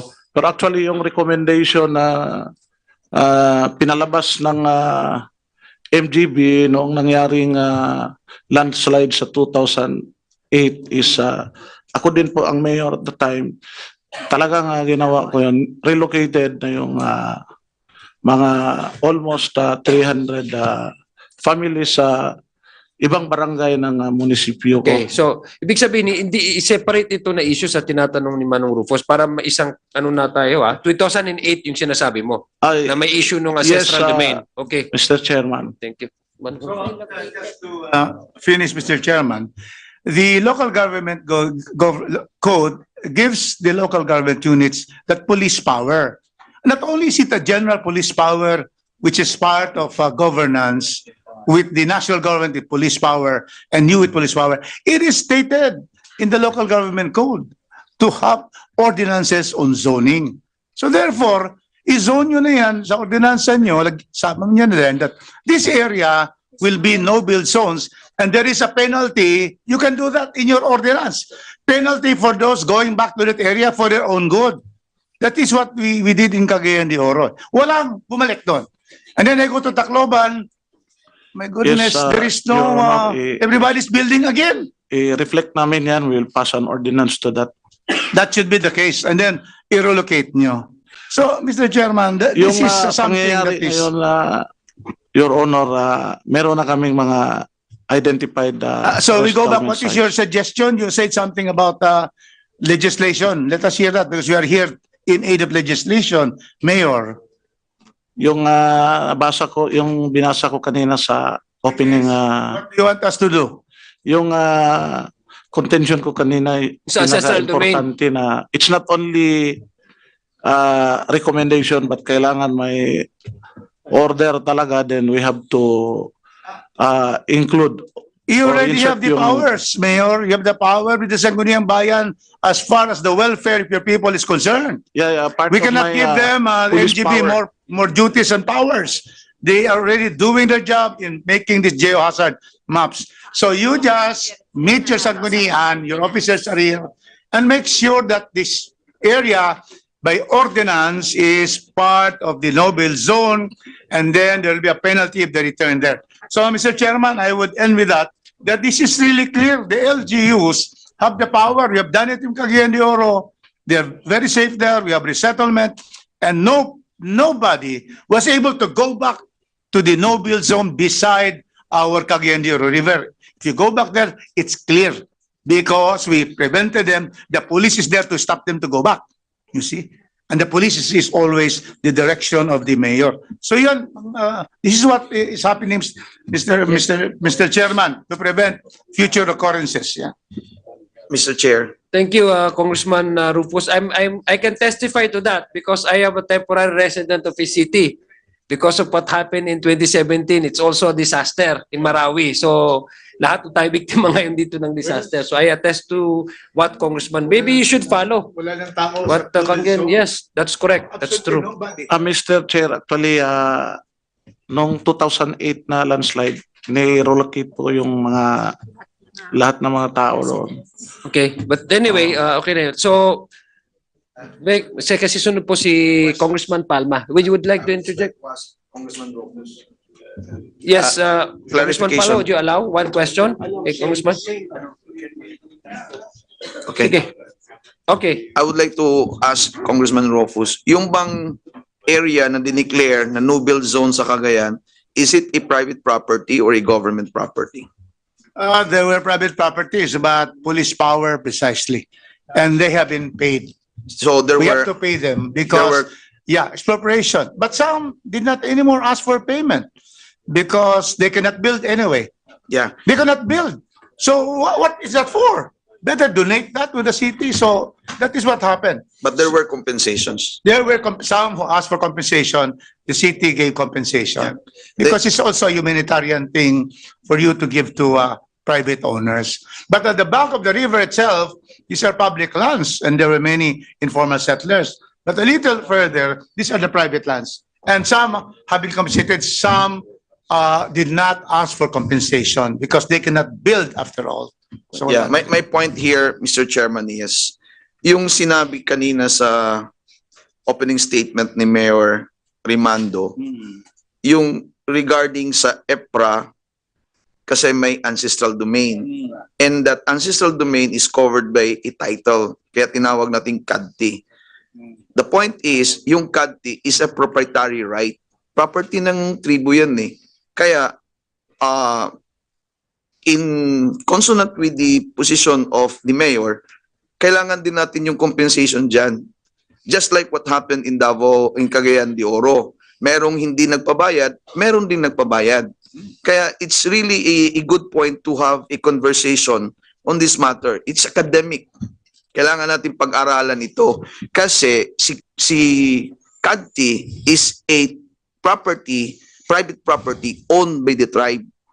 Kung papalisin natin sila, well, it's just like saying, kung ano nangyari sa Cagayan, mangyari din dyan. And it's not only in Davao de Oro in Cagayan, it's happening in entire Philippines. So, kailangan, we have to discuss this. Kaya it's a good point, Mayor. Kudos to you. It's a good point. And police power is higher than property rights, you see. So you can do that with just compensation. It can be done. In other words, those living in geohazard areas, which are as CADT, they, with your powers, they can be relocated. You see. So since they're relocated, then they will not be able to use their land. That is probably where there can be some remuneration. Yeah. So that is what it is. Police power is ultimate in a democracy. Mr. Chair, along the same line, Mr. Chair, can I ask the Kong Rufus, in your case, Cagayan de Oro City, malaki budget, no? I'm assuming, Masara is a municipality. What Mako? I mean, Mapo is municipality, hindi po kayo city, no? Usually, ang kulang-kulang sa budget. In your case, who funded the whole relocation, the upgrade, and all of that, compensation? The LGU? First, it was the national government, the National Housing Authority, and private sector, San Miguel Corporation, the Filipino-Chinese Chamber of Commerce. They were the ones who built all of this. And then, as far as those who are affected, they could not return, many really are in the banks of the river, which are easements, no? Easements, correct. So they're out. But then some are rich also, but it's already titled, no, in the upper part. So it is the city of government that pay them for those who ask to be paid, but very few, because wala. What can you do with the land? You cannot build also. The city mayor will not grant you a permit to build. So what good is it for them to hold it? So wala na, binigay na lang. Sa national government, sino ang nagpondo? National Housing Authority. Yes. Magaling yung congressman dun sa Cagayan. Hindi naman. Na-convince ka agad. Hindi naman. Di ba?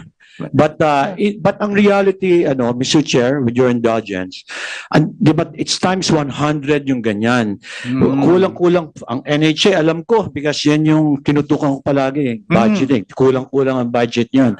So I hope we take a look, Mr. Chair, on the budgeting issues also. Gusto ni Mayor, JO pa lang niya, tsaka yung mga other requirements, wala. Gusto niyang gawin. What can we do to help those LGUs? And I hope we will have some discussion on that, and maybe we'll leave it to your wisdom to invite the appropriate resource persons for the next hearing. We actually extended some of the resource persons that we would be having next session. Just to finish, LG, you're not done. Yeah, just to finish the budget. Well, the Mandana's ruling has already been rendered. They have a higher tax receipts now than just the National Internal Revenue Code. Now, in lieu of now internal revenue taxes, it's now national taxes. So, there is, but the national government should help. Okay, NHA is here. You're under oath. Can you make a pledge that you're going to include Sir, a budget? Because you're here. No, you're here. Sir, So, i-help the mayor. Kulang ng pera talaga dyan eh. NHA, build homes. Sir, actually, we concerned regional offices namin po have coordinated with the LGU of MAC. Thank you. So, and also from the National Commit, under oath, Sir, depende kung ibibigyan niyo po kami ng budget. bibigyan kami ng budget. We'll give. Yes. Once it is part of your 2025 by Yes, po. January, Yes. isama natin yun. Yung Yes, sir. Mako. If they Mako were- kasi madaming patay. Opo. Okay, thank you. So we have the NHA funding for resettlement. We have to resettle those in the area, Mayor. Thank Remember, you're under oath, ah. I will hold you. I will hold you to your Yes, sir. We answers will, today. And ipapaabot maybe po namin later sa sa budget, tatanungin kita. Subject to availability of funding, Ayun, sir. Kaya yun nga ang sabi sabihin ko, mo i-approve kasi- yan. Subject to. Oh, Yes po. under oath ka. Yes, Yusek. Sir, thank you. Just on comment, sir, tama po kasi that I had the chance to talk to people po because I'm Undersecretary Disaster Response Management ng DSWD. It's one thing when we gusto po din talagang mag-relocate so that hindi na mangyari yung mga ganitong events. But the most common that nagiging problem po on the LGU side is funding, sir. And aside from that, yung planning kasi, sir, it's not just moving this group of people to a piece of land that is available. On the side of the people, bakit sila bumabalik dun sa lugar even if it's dangerous? One is livelihood, sir. Careful planning of relocation of people into another place, dapat holistic kasi siya, sir. Hindi lang basta minove sila. What about the livelihood of these people? What about yung pag-aaral ng mga anak nila? What about all the other things aside from culture or behavior that needs to be adjusted, sir? With regards to Mako, the DSWD naman, sir, ano po ang maitutulong namin if they're really planning to relocate with regards to livelihood, because it needs to be sustainable, and one way of doing it is for them to be provided jobs or livelihoods. Yes, sir. but you would yes, sir. So on the side of the DSWD, sir, if they would reach out to us with regards to sustainable livelihood program, that is one program naman din po that the DSWD is offering, Mr. Chair. Yes, sir. Mr. Chair. Yes, we will, yeah, may follow-up question. Is it connected with, because I am about to recognize na Congressman Palma, he's been waiting. No, pertaining to what we're talking about, livelihood, relocation, yung mga tao po kaya nandun because of this mining, Apex was there. Maybe Apex can help these people relocate, the government, the LGU, and also provide livelihood para umalis yung mga tao doon. Pero it's kind of hard because most of them are workers of the mining company. So, but perhaps we can ask Apex to help out also the LGU, di ba? To transfer these people and probably provide livelihood. Tulungan po yung DSWD kasi meron tayong social responsibility as a company, sir. Mr. Sarmiento, you may respond. Mr. Chair, good afternoon again. But we don't need to give you budget, just like the NHA. Don't ask budget from us. One of the ways, Mr. Chair, na para maiwasan natin itong mga incident na to is that's why we provided a pre-transport service for our people. We have contracted 12 buses to ferry them out from the mine site to the residences because we don't want to encourage them to staying dun sa malapit. So hopefully, Mr. Chair, that's one of the assistance that we can give. We can also extend assistance in terms of housing. I have discussion, Mr. Chair, with Kong Ruel about this last year, if you might remember, sir. And with the NHA here, Mr. Chair, I think this is the best time to really work together and find a long-term solution to this problem. Thank you, Mr. Chair. Thank you, Mr. Sarmiento. Now, next is Manong Wilter. Congressman Palma, please proceed with your questions po. Yeah, thank you, Mr. Chair. Again, good afternoon. I would start with the opening statement of the Mayor Rimando. We finished on the ground zero, namely Zone 1 and Zone 2 as no-build zones. Alam na natin yung sistema. But at the end, he recommended that Congress has the power to reclassify land under public domain. We will dwell that on later on. Second, the Barangay Council of Masara actively and openly campaigned for the return of their constituent to the landslide area. Anong ibig sabihin nito? Your Honor, because it is actually much of the desire na maibalik yung All right, school doon. all right. Then, Anong ginawa mo? So, You just grant them the authority no, to go back? Actually, Your Honor, wala akong no action from the local government To include you? unit. To include you, Mayor? Dahil No, we, answer me, to include you. No action kayo? deny yung request nila, Your Honor, no, establish yung school. Denied ang?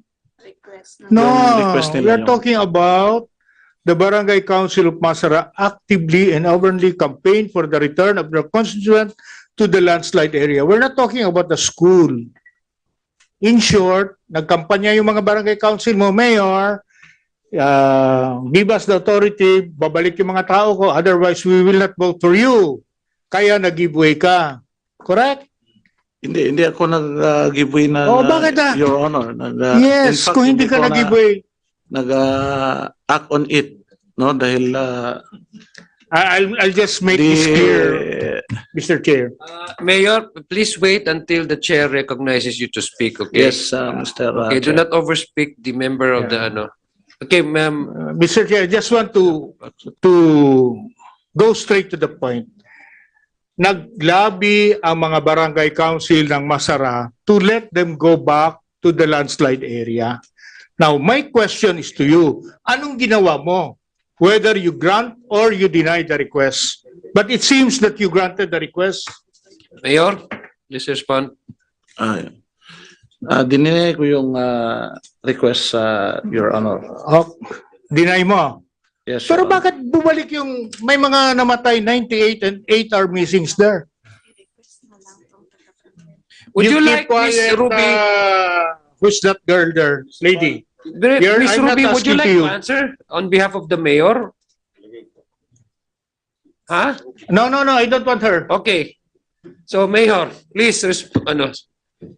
Actually, a span of 9 years, 2017, Your Honor, nag-request na naman sila na for the reopening of the school with their I'll cut you. petition Sorry, Mayor. signature. We are not talking about school building. They're asking for them to go back to the landslide area. You answer my point directly. Yes, Your Honor. Ano bang ginawa mo? Did you deny or did you grant them the authority to go back? Kasi pag dineny mo, wala sanang nangyaring 98 confirmed dead and 8 missings. Yes, Your Honor. Dininay ko man yung... Bakit bumalik doon? So in short, deny mo, pero wala kang ginawang action. You have all the police power under the local government code. Pwede mong mapa-aresto sila eh. Because you're coupled with the police power. That's my Mayor.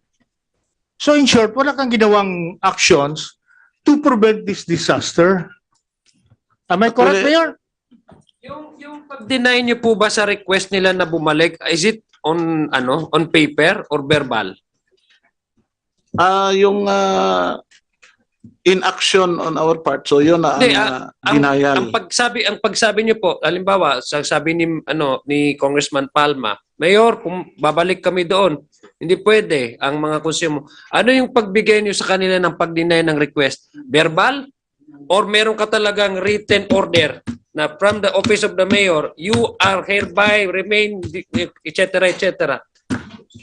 Yung meron naman ang nirelocate ko naman sila lahat Hindi. doon sa Hindi. Yung order nyo, sinabi mo ba verbal or meron kang written order talaga na, oy, sinong police chief po sa munisipyo? May police chief ka naman sa munisipyo, no? meron. Sige, wag niyong pabalikin yan kasi bawal po kasi yan. Di pwedeng geohazard yan. Ano yun? Verbal ang pagsabi mo, like wag kayo bumalik dyan or meron ka talagang mayroon ka talagang sinulat na order. Nung part ng action plan namin na Mr. Chair, Dahil No, simple meron lang ang naman tanong ko. Meron salita or sa written yung order mo na pag-deny mo sa kanila? Hindi ko na matandaan yung pero part of our action plan talaga. No, sulat Mr. or ano, Chair. sulat, simple lang. Hindi ka naman dito i-akusa. Simple lang naman ang tanong ko. Hindi ko na matandaan kung ano yung How old are you, Mayor? 51. Remember that you're under oath. You know, just tell us. You accept that ang kakulangan nasa inyo. Kasi Because kanina if you deny it, wala sanang nangyaring 98 and 8. and earlier you agreed to everything Congressman Rufus said. Na meron kang kapangyarihan, may ano. So kaya nga anong tanong ngayon is tanong ni Congressman Palma, pumayag ka ba? Ang sinabi mo, hindi ka pumayag. Yes, Okay. Your Honor. Yung Mr. pag-deny Chair. mo sa kanila, ang next na tanong ni Congressman Palma, bakit meron pang bumalik? So ano ba yung pag-deny mo sa kanila? Sinabi mo lang sa kanila, tapos after that, uwian na tayo, maski anong mangyari, or meron ka talagang in-exercise mo yung power mo as a In-exercise LGU? ko talaga, Kaya Mr. nga, Chair. asaan ang pruweba mo na in-exercise mo? Dahil Meron kang written order? Meron bang ano? Yes. May written order ka? Sinabihan mo bang pulis chief mo na wag siya babalikin dyan? Yung barangay council, Mr. Chair, sila na talaga yung pinursigi ko. I ordered them to look into it na kailangan wala nang babalik sa area dahil Pero nakabalik na nga naging mayor, ghost daming na nga barangay namatay. sila, Mr. Chair, for 9 years. Okay. Mr. Chair, sabi niya barangay council daw. Bakit nakabalik yun? Kung may order ka. You know, Mayor, galing din ako sa local government unit. Yun ang problema kasi. Nag-mayor din ako. So wag mo sabihin na kasi sa probinsya, pag sabi ng mayor, parang word of God yan, na pag-order ng mayor, no build zone, no build talaga. I'm sorry, Mayor, ganun din yung anong sistema. Galing din ako dyan. So I'm just asking you, you just tell us the truth so that we can help you. Otherwise, you want to stay here. Alam mo, yung sinabi mo, Mayor, under oath ka, sinabi mong barangay, pwede namin ipatawag yung lahat ng barangay council mo. Pag ibang sinabi nila, lagot ka. Kaya nga. Kaya magsabi ka ng Yun straight. naman talaga ang totoo, Mr. Chair. Pwede man din natin imbitahin yung Okay. barangay Presuming, Masara. with the permission of the chair, presuming na yun ang order mo, pero bakit nakabalik yung mga tao? 98 plus 8. That's 106 lives ang hinahanap natin ngayon. Because nagpabaya ka. You're not doing your job, Mayor. I'm sorry to say that. Pero wala kang ginawang... Kasi kung na-prevent mo sana yon, dos barangay na pala, hindi mo na pinabalik. Wala sana nangyaring 98 plus 8 na nawala. Di ba, Mayor? Your Honor, yung sinayit ko kanina sa opening statement ko na 2017 merong resolution dyan ng barangay for the reopening of the Masara. Mayor, we are talking 2017. about the barangay Masara, not the school building. This is the last time that I want to hear the barangay school building you're talking of. Your Honor, isa din yun sa naka-encourage, naka-trigger na So, just admit, Mayor, na may kakulangan ka. Otherwise, I might be compelled. Sabihin mo. may mga Your Honor, dahil limitado naman din yung You have the right, resources you have the natin. right to remain silent because you can invoke self-incrimination. So that's okay, Congressman, because we cannot have him self-incriminate himself. So, Do not tell us, but do not make this committee. We want to, this is an aid of legislation. We want to help you, Mayor. Galing din ako sa local government unit. Alam ko yung problema. But you're not telling us the truth eh. Anyway, second, I hope the next hearing, or are we going to invite the barangay council or are you going to pursue that?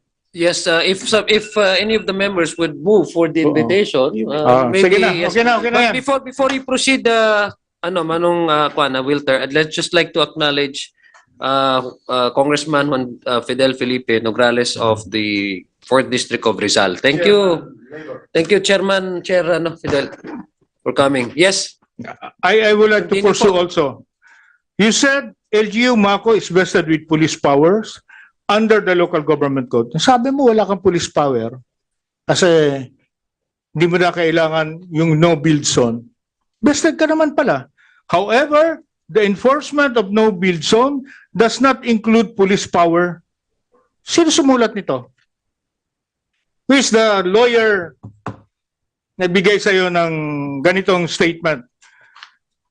The enforcement of no-build zone does not include police power. Anong school, anong law school siya galing? The dean is laughing here or smiling here. Since the result of such measure will permanently deprive the people of their property. Wala naman tayong kinukuha. This is not a restriction but includes the taking of private property. We're not taking. Pinaalis lang natin. The land is still there. It is ano yan? Mountain na ba yan? Valley ba? O ano yan? We're not taking. In fact, they would be very grateful na pinaalis natin sila, clearing them from all obstruction and illegal, shall we say, illegal settlers there. So we're not taking. You're asking for just compensation? That's good if we take the property. We were not taking. Pinaalis pa nga natin sila for the country and our friend IP's people would be able to utilize that. Pero hindi ko alam kung sino. Hey, Guy, the law student, ikaw sumulat nito? Otherwise, you will not pass the bar. Mayor, I'm not happy with the way you're discussing here. We are not depriving the people of their property. In fact, we are helping them. I hope this should be corrected. Kasi nakakahiya sa this committee eh. Alright? Ancestral domain granted. Anyway, now, this would be the last now because I'm going to attend the session. Congress has the power to reclassify lands under public domain. Kanina, that's what the Honorable Rufus was saying, the land use still pending. So, in short, what do you mean by this? Public domain. Yun ang reclassification natin. MGB. Land. A&D. Ano pa? Kalimutan ko ng land title Attorney King? National Park, Your Parks Honor, and ano? Mineral lands. And mineral lands. So that was long time ago. Anyway, so anong ibig sabihin nito, Mayor? So that this is an aid of legislation. The Congress has the power to reclassify lands under public domain. Hindi naman siguro, for example, in the mineral, if it is, we can just ask through presidential proclamation. Am I correct? As far as that title is concerned. Yes, Your Honor. Oh, yeah. So why ask Congress to reclassify that? The president can do that. Even parks, di ba? Oh, alienable, disposable, judicial and administrative proceedings. Correct?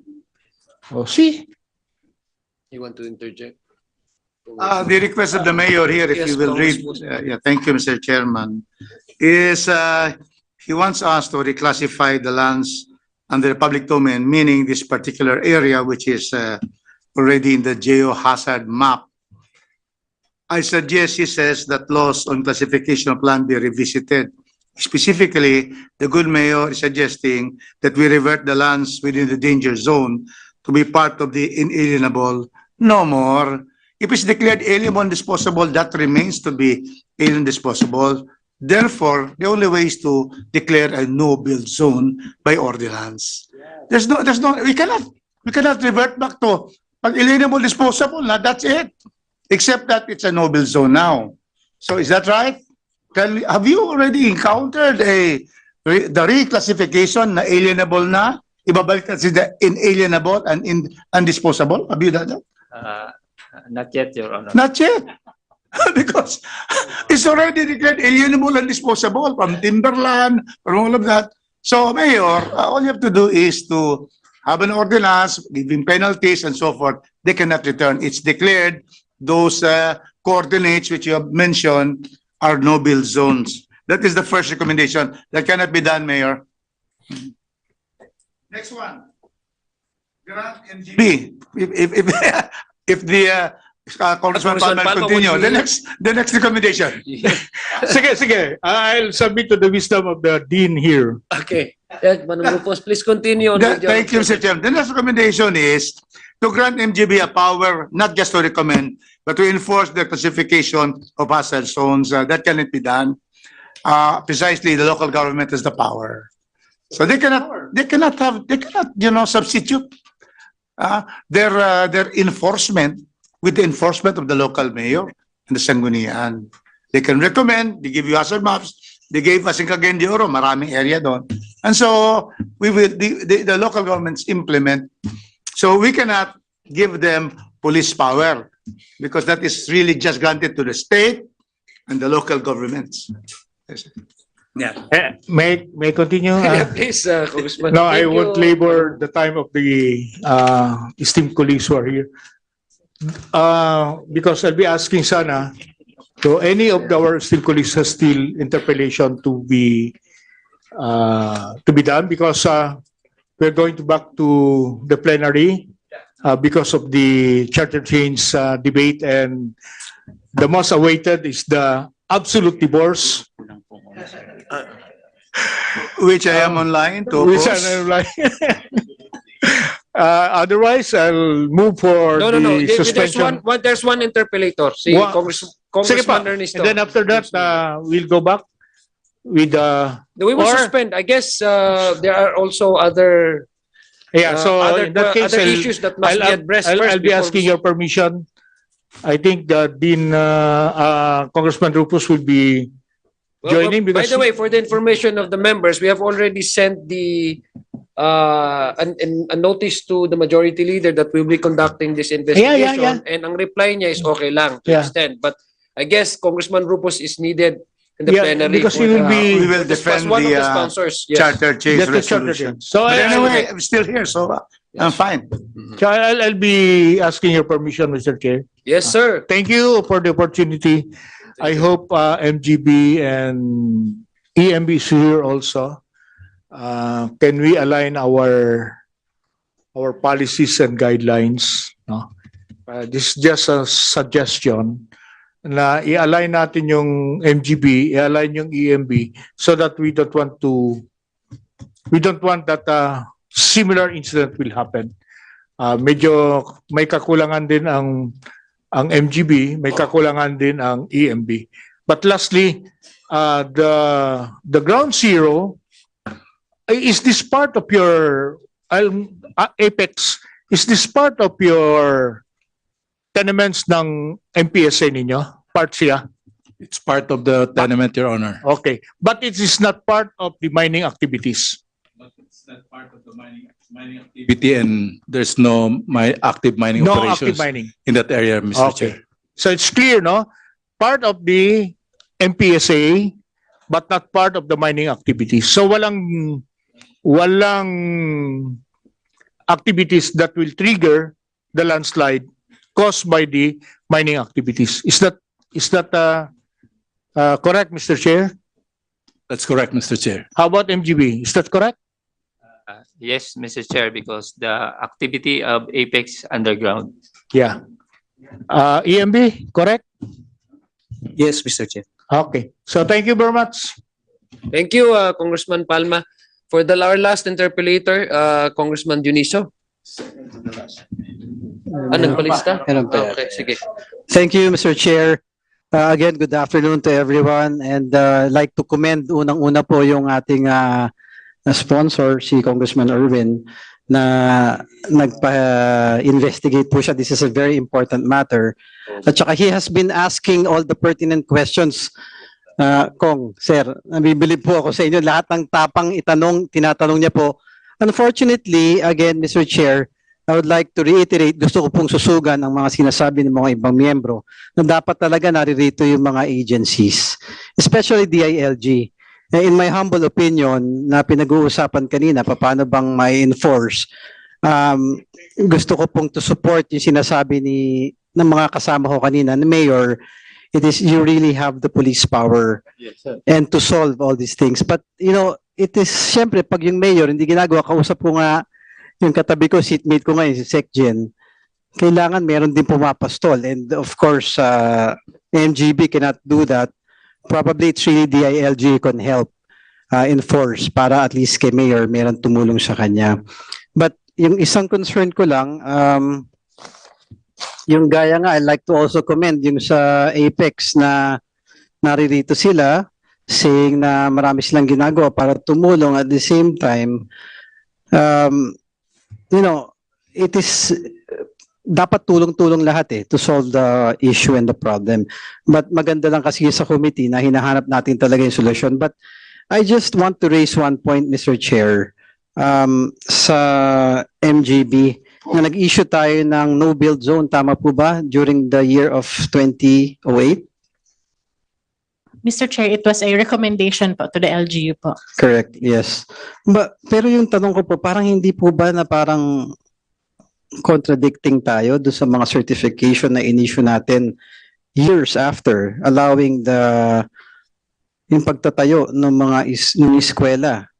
If I may read part of the certification, this is to certify Masara Elementary School at Barangay Masara, Province of Compostela Valley, has been granted clearance for temporary reopening of the said school.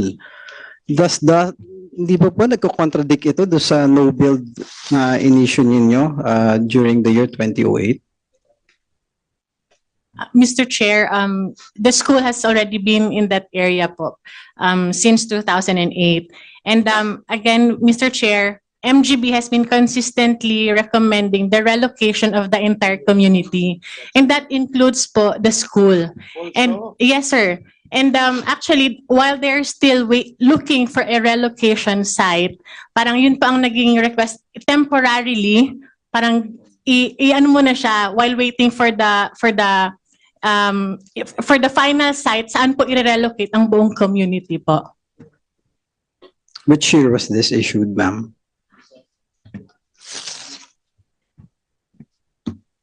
I'm not sure what certification is that, but we have been kasi issuing, Your Honor, we have always been issuing geohazard certification every time the local government request po. So just to clarify again, the geohazard certificate is neither a permit, no, or allow for a certain infrastructure to be built. It's just a certificate stating the geohazard condition po of the area. If you would allow me, Congressman, since 2008, yung certification nyo na dapat no-build zone yung area na yan. Anong date na ngayon? Anong 2024? Mayor, ikabu ba yung mayor nung 2008? Yes, Mr. Chair. So ilang years na? Ilang years ka nang nasabihan ni na dapat no build zone, tapos 16 years, no? 16 years ka na mayor na nasabihan daw, no? 16 years. Tapos sabi mo, temporarily, no? Temporarily habang they're waiting for the relocation site. 16 years. Tapos nangyari ito. Just something to contemplate on, Mayor. Baka next, baka yung mga magtanong sa'yo ng ganong the line of questioning. 16 years, Mayor. Nasabihan ka na daw. Yung Tagal na temporary yung 16 years, ha? yung clearance. Yung anak ko, eldest ko is 12 years old, pero mas matalino pa siya kaysa sa akin. Ganun katagal ang 12 years. Mr. Chair. Yes, Mr. Chair, before with the indulgence of Congressman Dionisio, I have been called by the Majority Leader to defend already the charter change. May I just make a very short manifestation? First, Mr. Chairman, I'd like to manifest that there is the NHA should be able to help. At the same time, we ask the Apex Mining to assist. It is in your area, it is clear that where the site was not in your active mining area, it is part of your permit.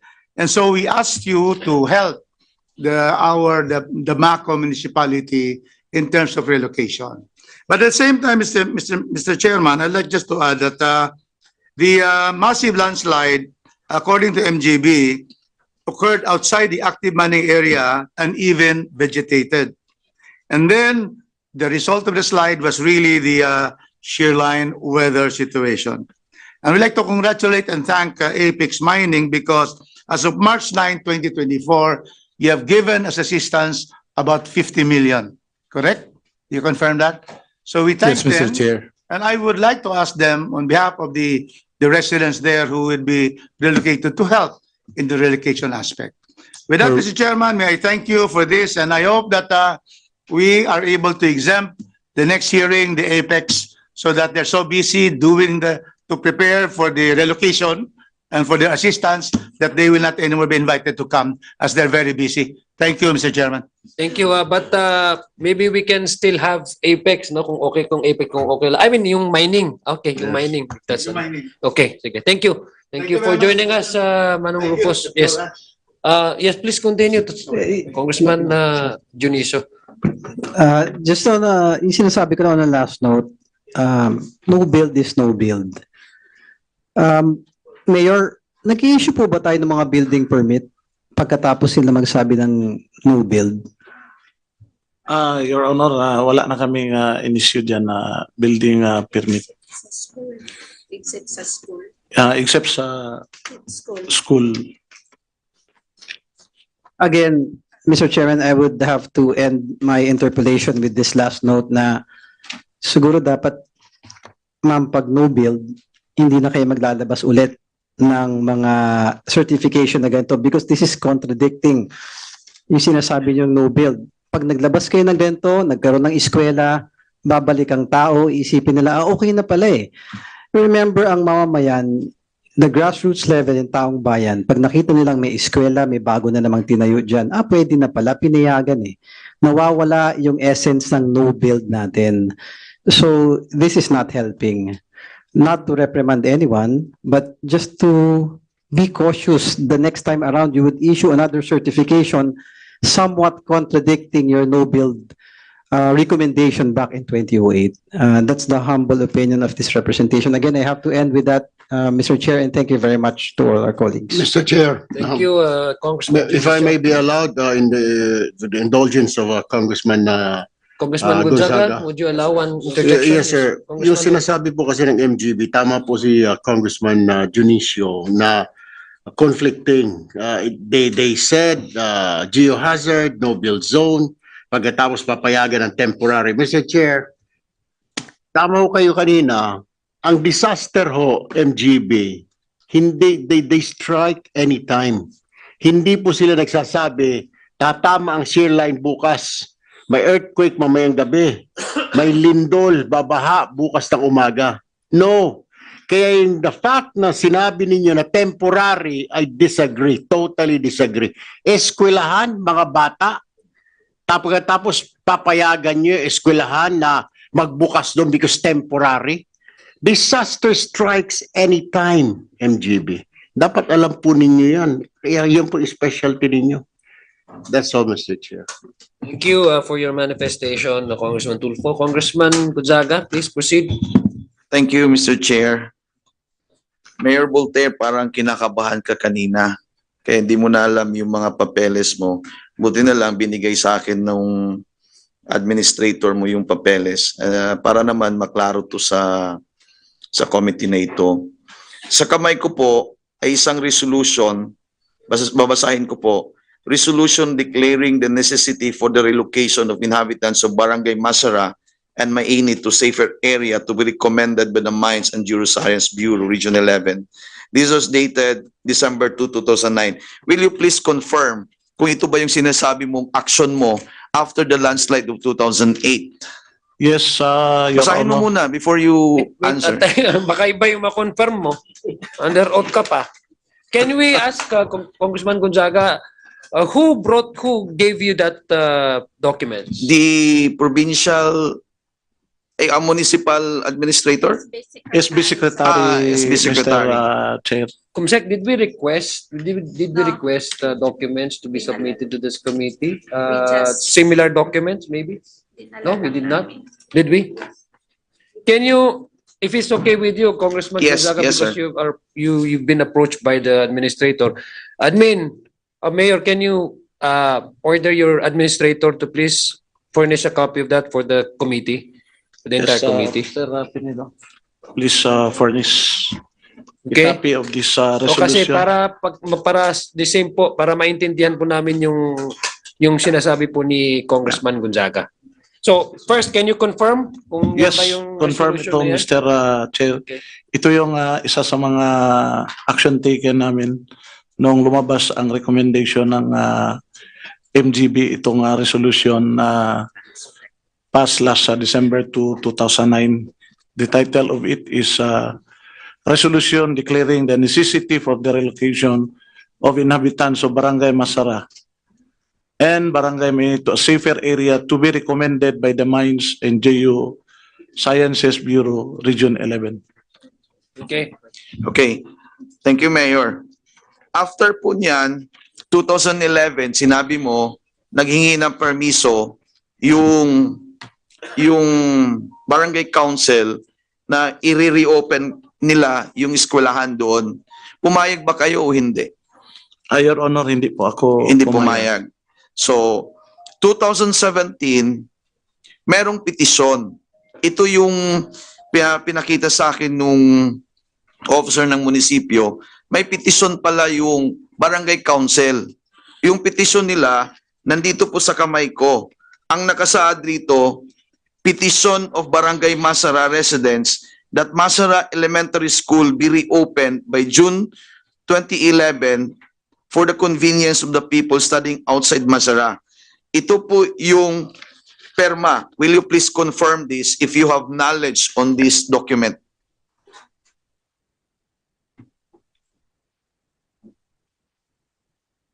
That's 2011. Your Honor, Pumayag ka ba niyan?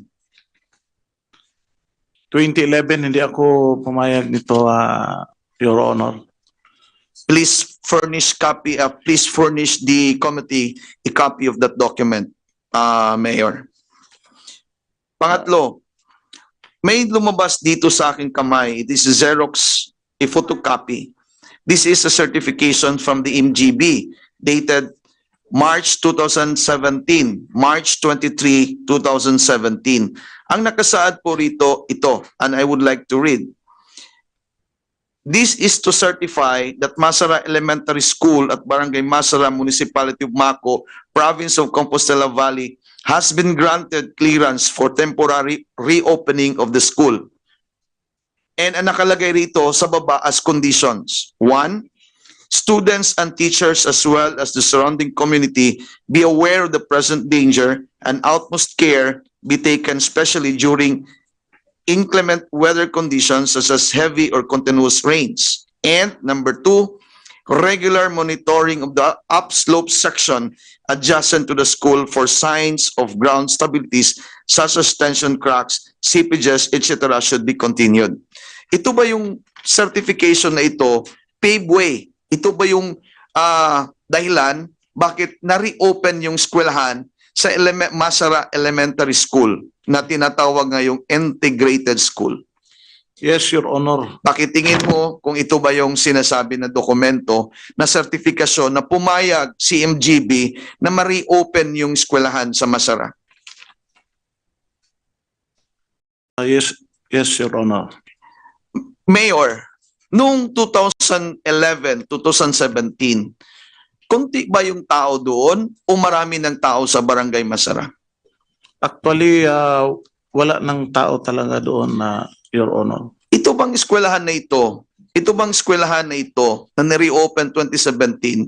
Isa ba ito sa rason bakit nagsibalikan yung mga tao para yung mga anak nila makapag-aral sa malapit na eskwelahan? Yes, Your Honor.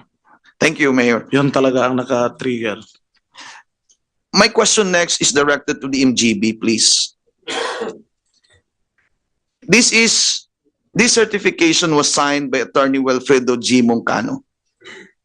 Ang dami pong nagsasabi ngayon sa amin, mga kongresista po, ang sinasabi po natin, bakit ganito?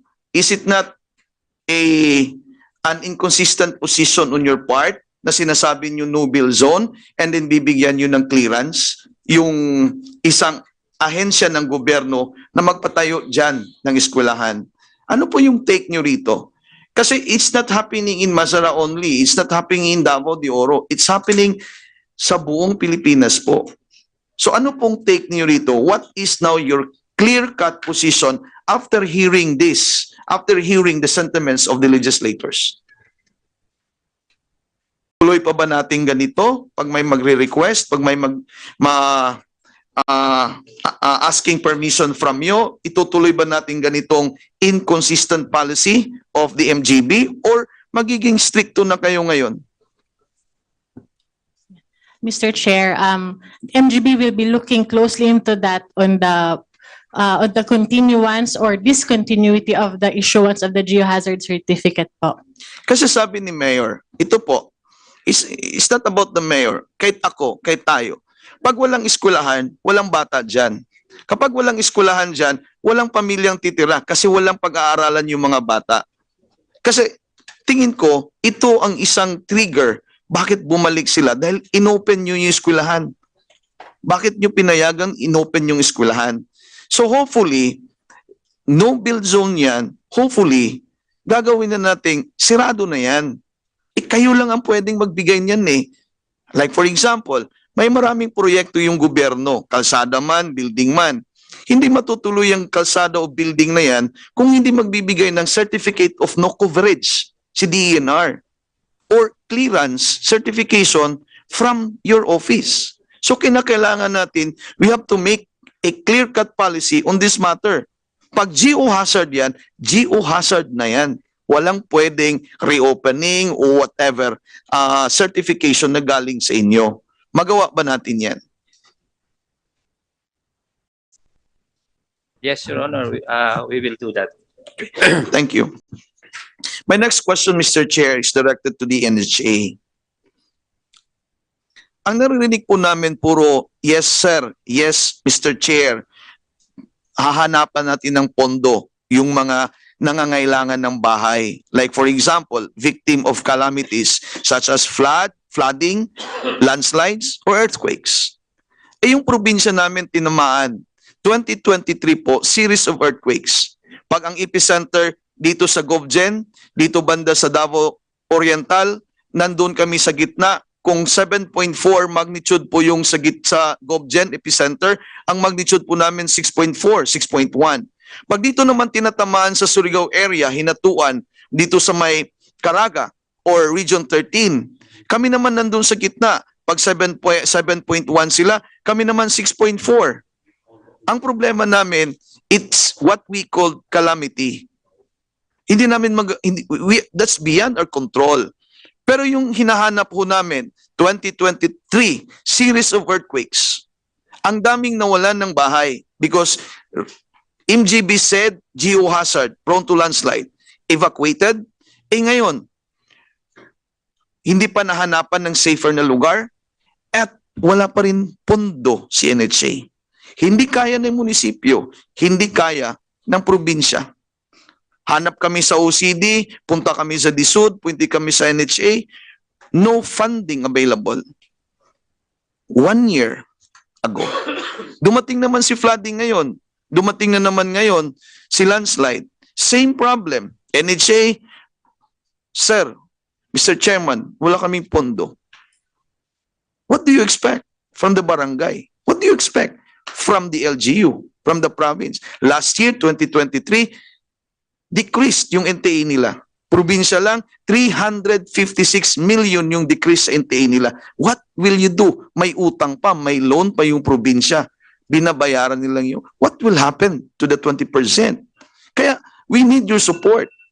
Kinakailangan namin yung suporta ninyo. Kasi pag ganito yung action natin, babalikan at babalikan ng kami ng kalamidad. Si NHA wala pa rin. Si DSUD wala pa rin. Si OCD wala pa rin. What's happening? Imagine in our province, it's calamity prone. Dati sabi nila, Davao Region, Davao de Oro, walang calamity. Ngayon, hindi na po totoo yan. Pag may baha sa January, may baha sa Disyembre, wala na. Ang baha sa amin, tagahawak, lampas pa. Yung bahay, bubong na ang nakikita. Kaya, please help us. Please help us. Thank you, Mr. Chair. Thank you, Mr. Chairman. Congressman Gonzaga. Mr. Chair, Yes, Congressman Paul. along the same lines, in which the Honorable Gonzaga confirmed what my belief was, that easier said than done, and there's a funding issue. So the agencies that were named, I think most are here, the ILG, and then maybe invite DBM.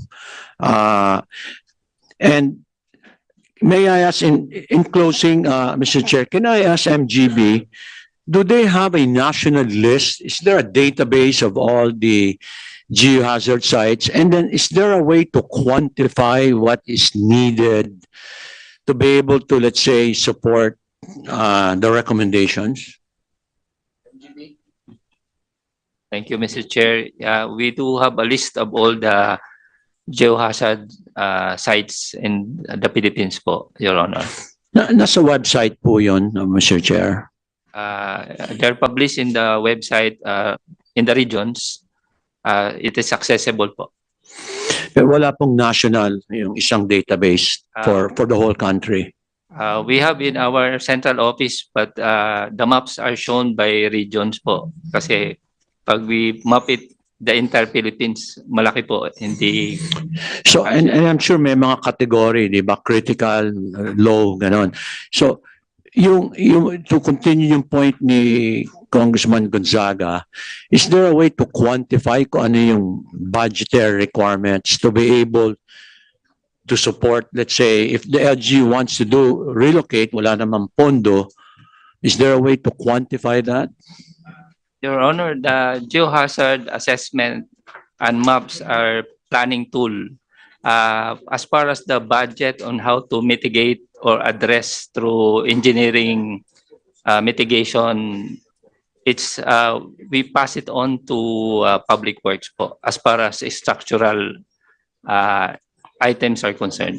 No, in this case, the recommendation is to relocate, di ba? Permanent relocation. Who would quantify that naman? As far as the relocation site, we do assessment whether the relocation site are suitable. And then if the area is suitable for relocation, then other national government agency will come in to do the, as far as housing is concerned. So it's the NHA. And as far as other mitigation or access road, it will be public works, Your Honor. And last, Mr. Chair, can NHA provide the committee on I'm sure you have a list of funding requirements for the most critical, yung katulad po nito na palaging binabaha, but hindi pa na-relocate, kulang ng funding. Do you have a complete list nationwide? Sir, we will provide the committee na. Mr. Chair, can I make sure I get a copy of that from the COMSEC when Which they're copy? What The- copy of what? I asked, Mr. Chair, if the NHA had the list of the utmost priority projects like this one, where there's a need for permanent relocation, and and then my question is, do you have a list, and can you quantify the budget requirement? So they have they'll submit to the committee. Okay. Please, NHA, please submit. Can you submit to the committee maybe within the week? No? Yeah, within the week. Can you do that? Since you already have that list. Yes, sir. Okay. Kong Paul, okay lang, boss. And what else? Our favorite motion? O may Okay, so magtatanong it's pa? but let me wait lang kasi let me wrap up, no. So we would di ba, ang OCD are from the central office, di ba? We would appreciate if your agency can send your regional director sa Region 11 kasi mas knowledgeable siya. Yes, sir. Well, we will comply. Oh yeah, please Mr. ha. Chair. In fairness naman sa iyo kasi hindi mo alam yung ano talaga. Mm. Same thing with boss Kung Erwin. DNR. Region 11. Region 11 and what else? Barangay, our barangay officials from Barangay Masara. Oo. Okay. And then that IPs. The IP leader and the DALG. LG. Okay. DBM. Okay. DBM and may ano pa eh. Would DepEd, would you like DepEd kasi may request ng superintendent dun sa school eh. Yung superintendent ng school, DepEd, maybe. Yeah. Oh. DSUD. Okay. Mhm. Yeah. So, okay na 'yon? Yeah, please please attend next hearing po, MGB. Yes, Your Honor, we will. DSWD, we need you here next meeting and of course Mayor. Maybe anong pa yung pina-excuse ni Kong Rufus eh. Apex.